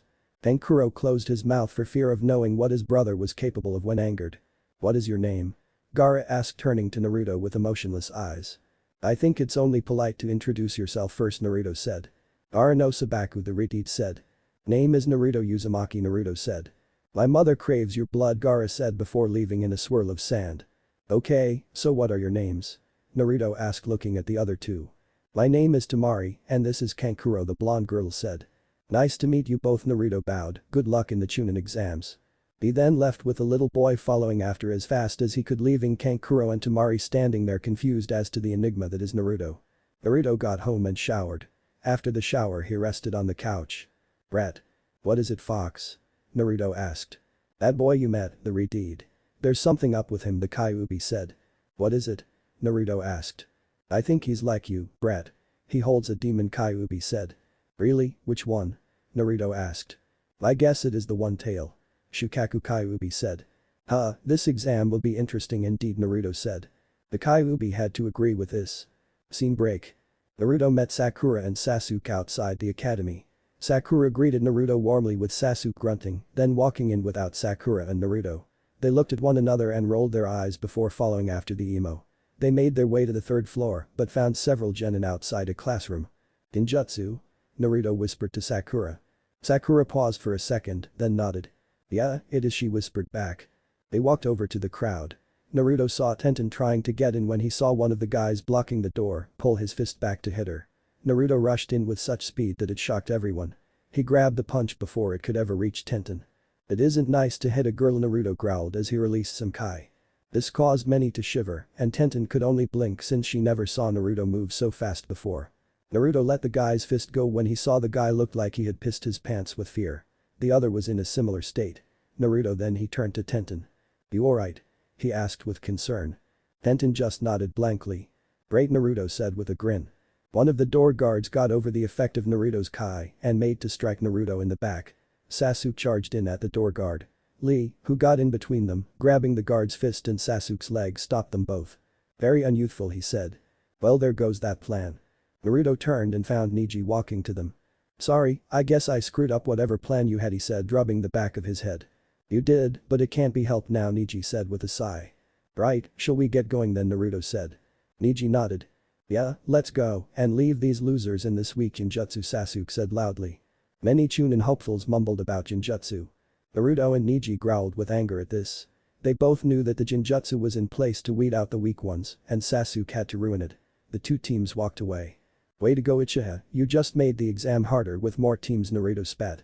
I'm an Uchiha, no one can beat me, Sasuke said arrogantly. Really, then why does Naruto own you every time you both spar? Neji asked with a smirk. Naruto, with spending so much time with Team Guy, has told them about the spars he does with Sasuke.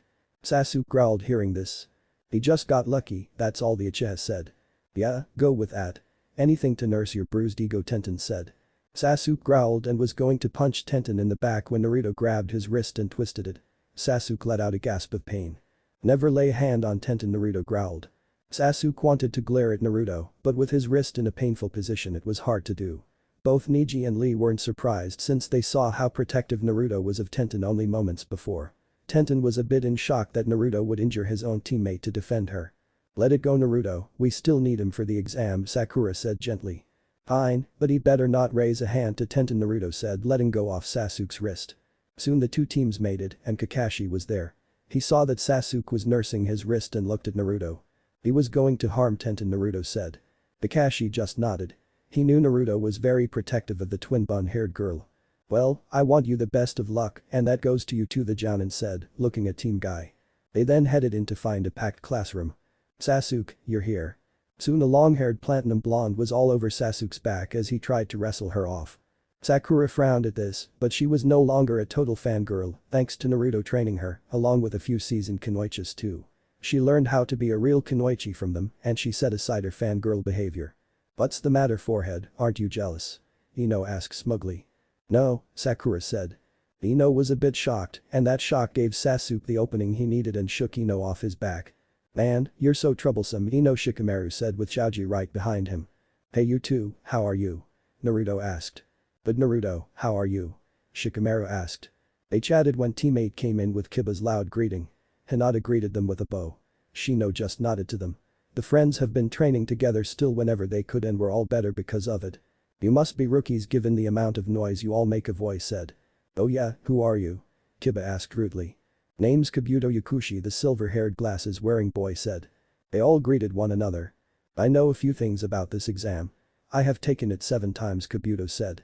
"Man, you must suck," Kiba said with Hinata elbowing Kiba in the gut for being insensitive. Yeah, anyway. I have information on all the participants in these cards," Kabuto said, showing a deck of cards. "No Sabaku," Naruto said. "No fun, you know the name," Kabuto said. No Sabaku. His teammates are his 2 siblings. Temari no Sabaku and Kankuro no Sabaku. Not much info on his skills since he's from another village. Mission history is 10D rank, 20C rank, 4B rank and 1A rank. Wow, he came back from all missions unscathed, Kabuto said. The Konoha genin were shocked hearing someone their age had done so many missions, especially some very dangerous ones, and had not been hurt at all. Naruto frowned as he wondered where this guy got his info and how strong Gaara really was.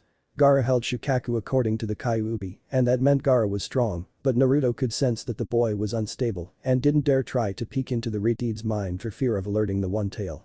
"Anyone else?" Kabuto asked. "Naruto Uzumaki," Sasuke said.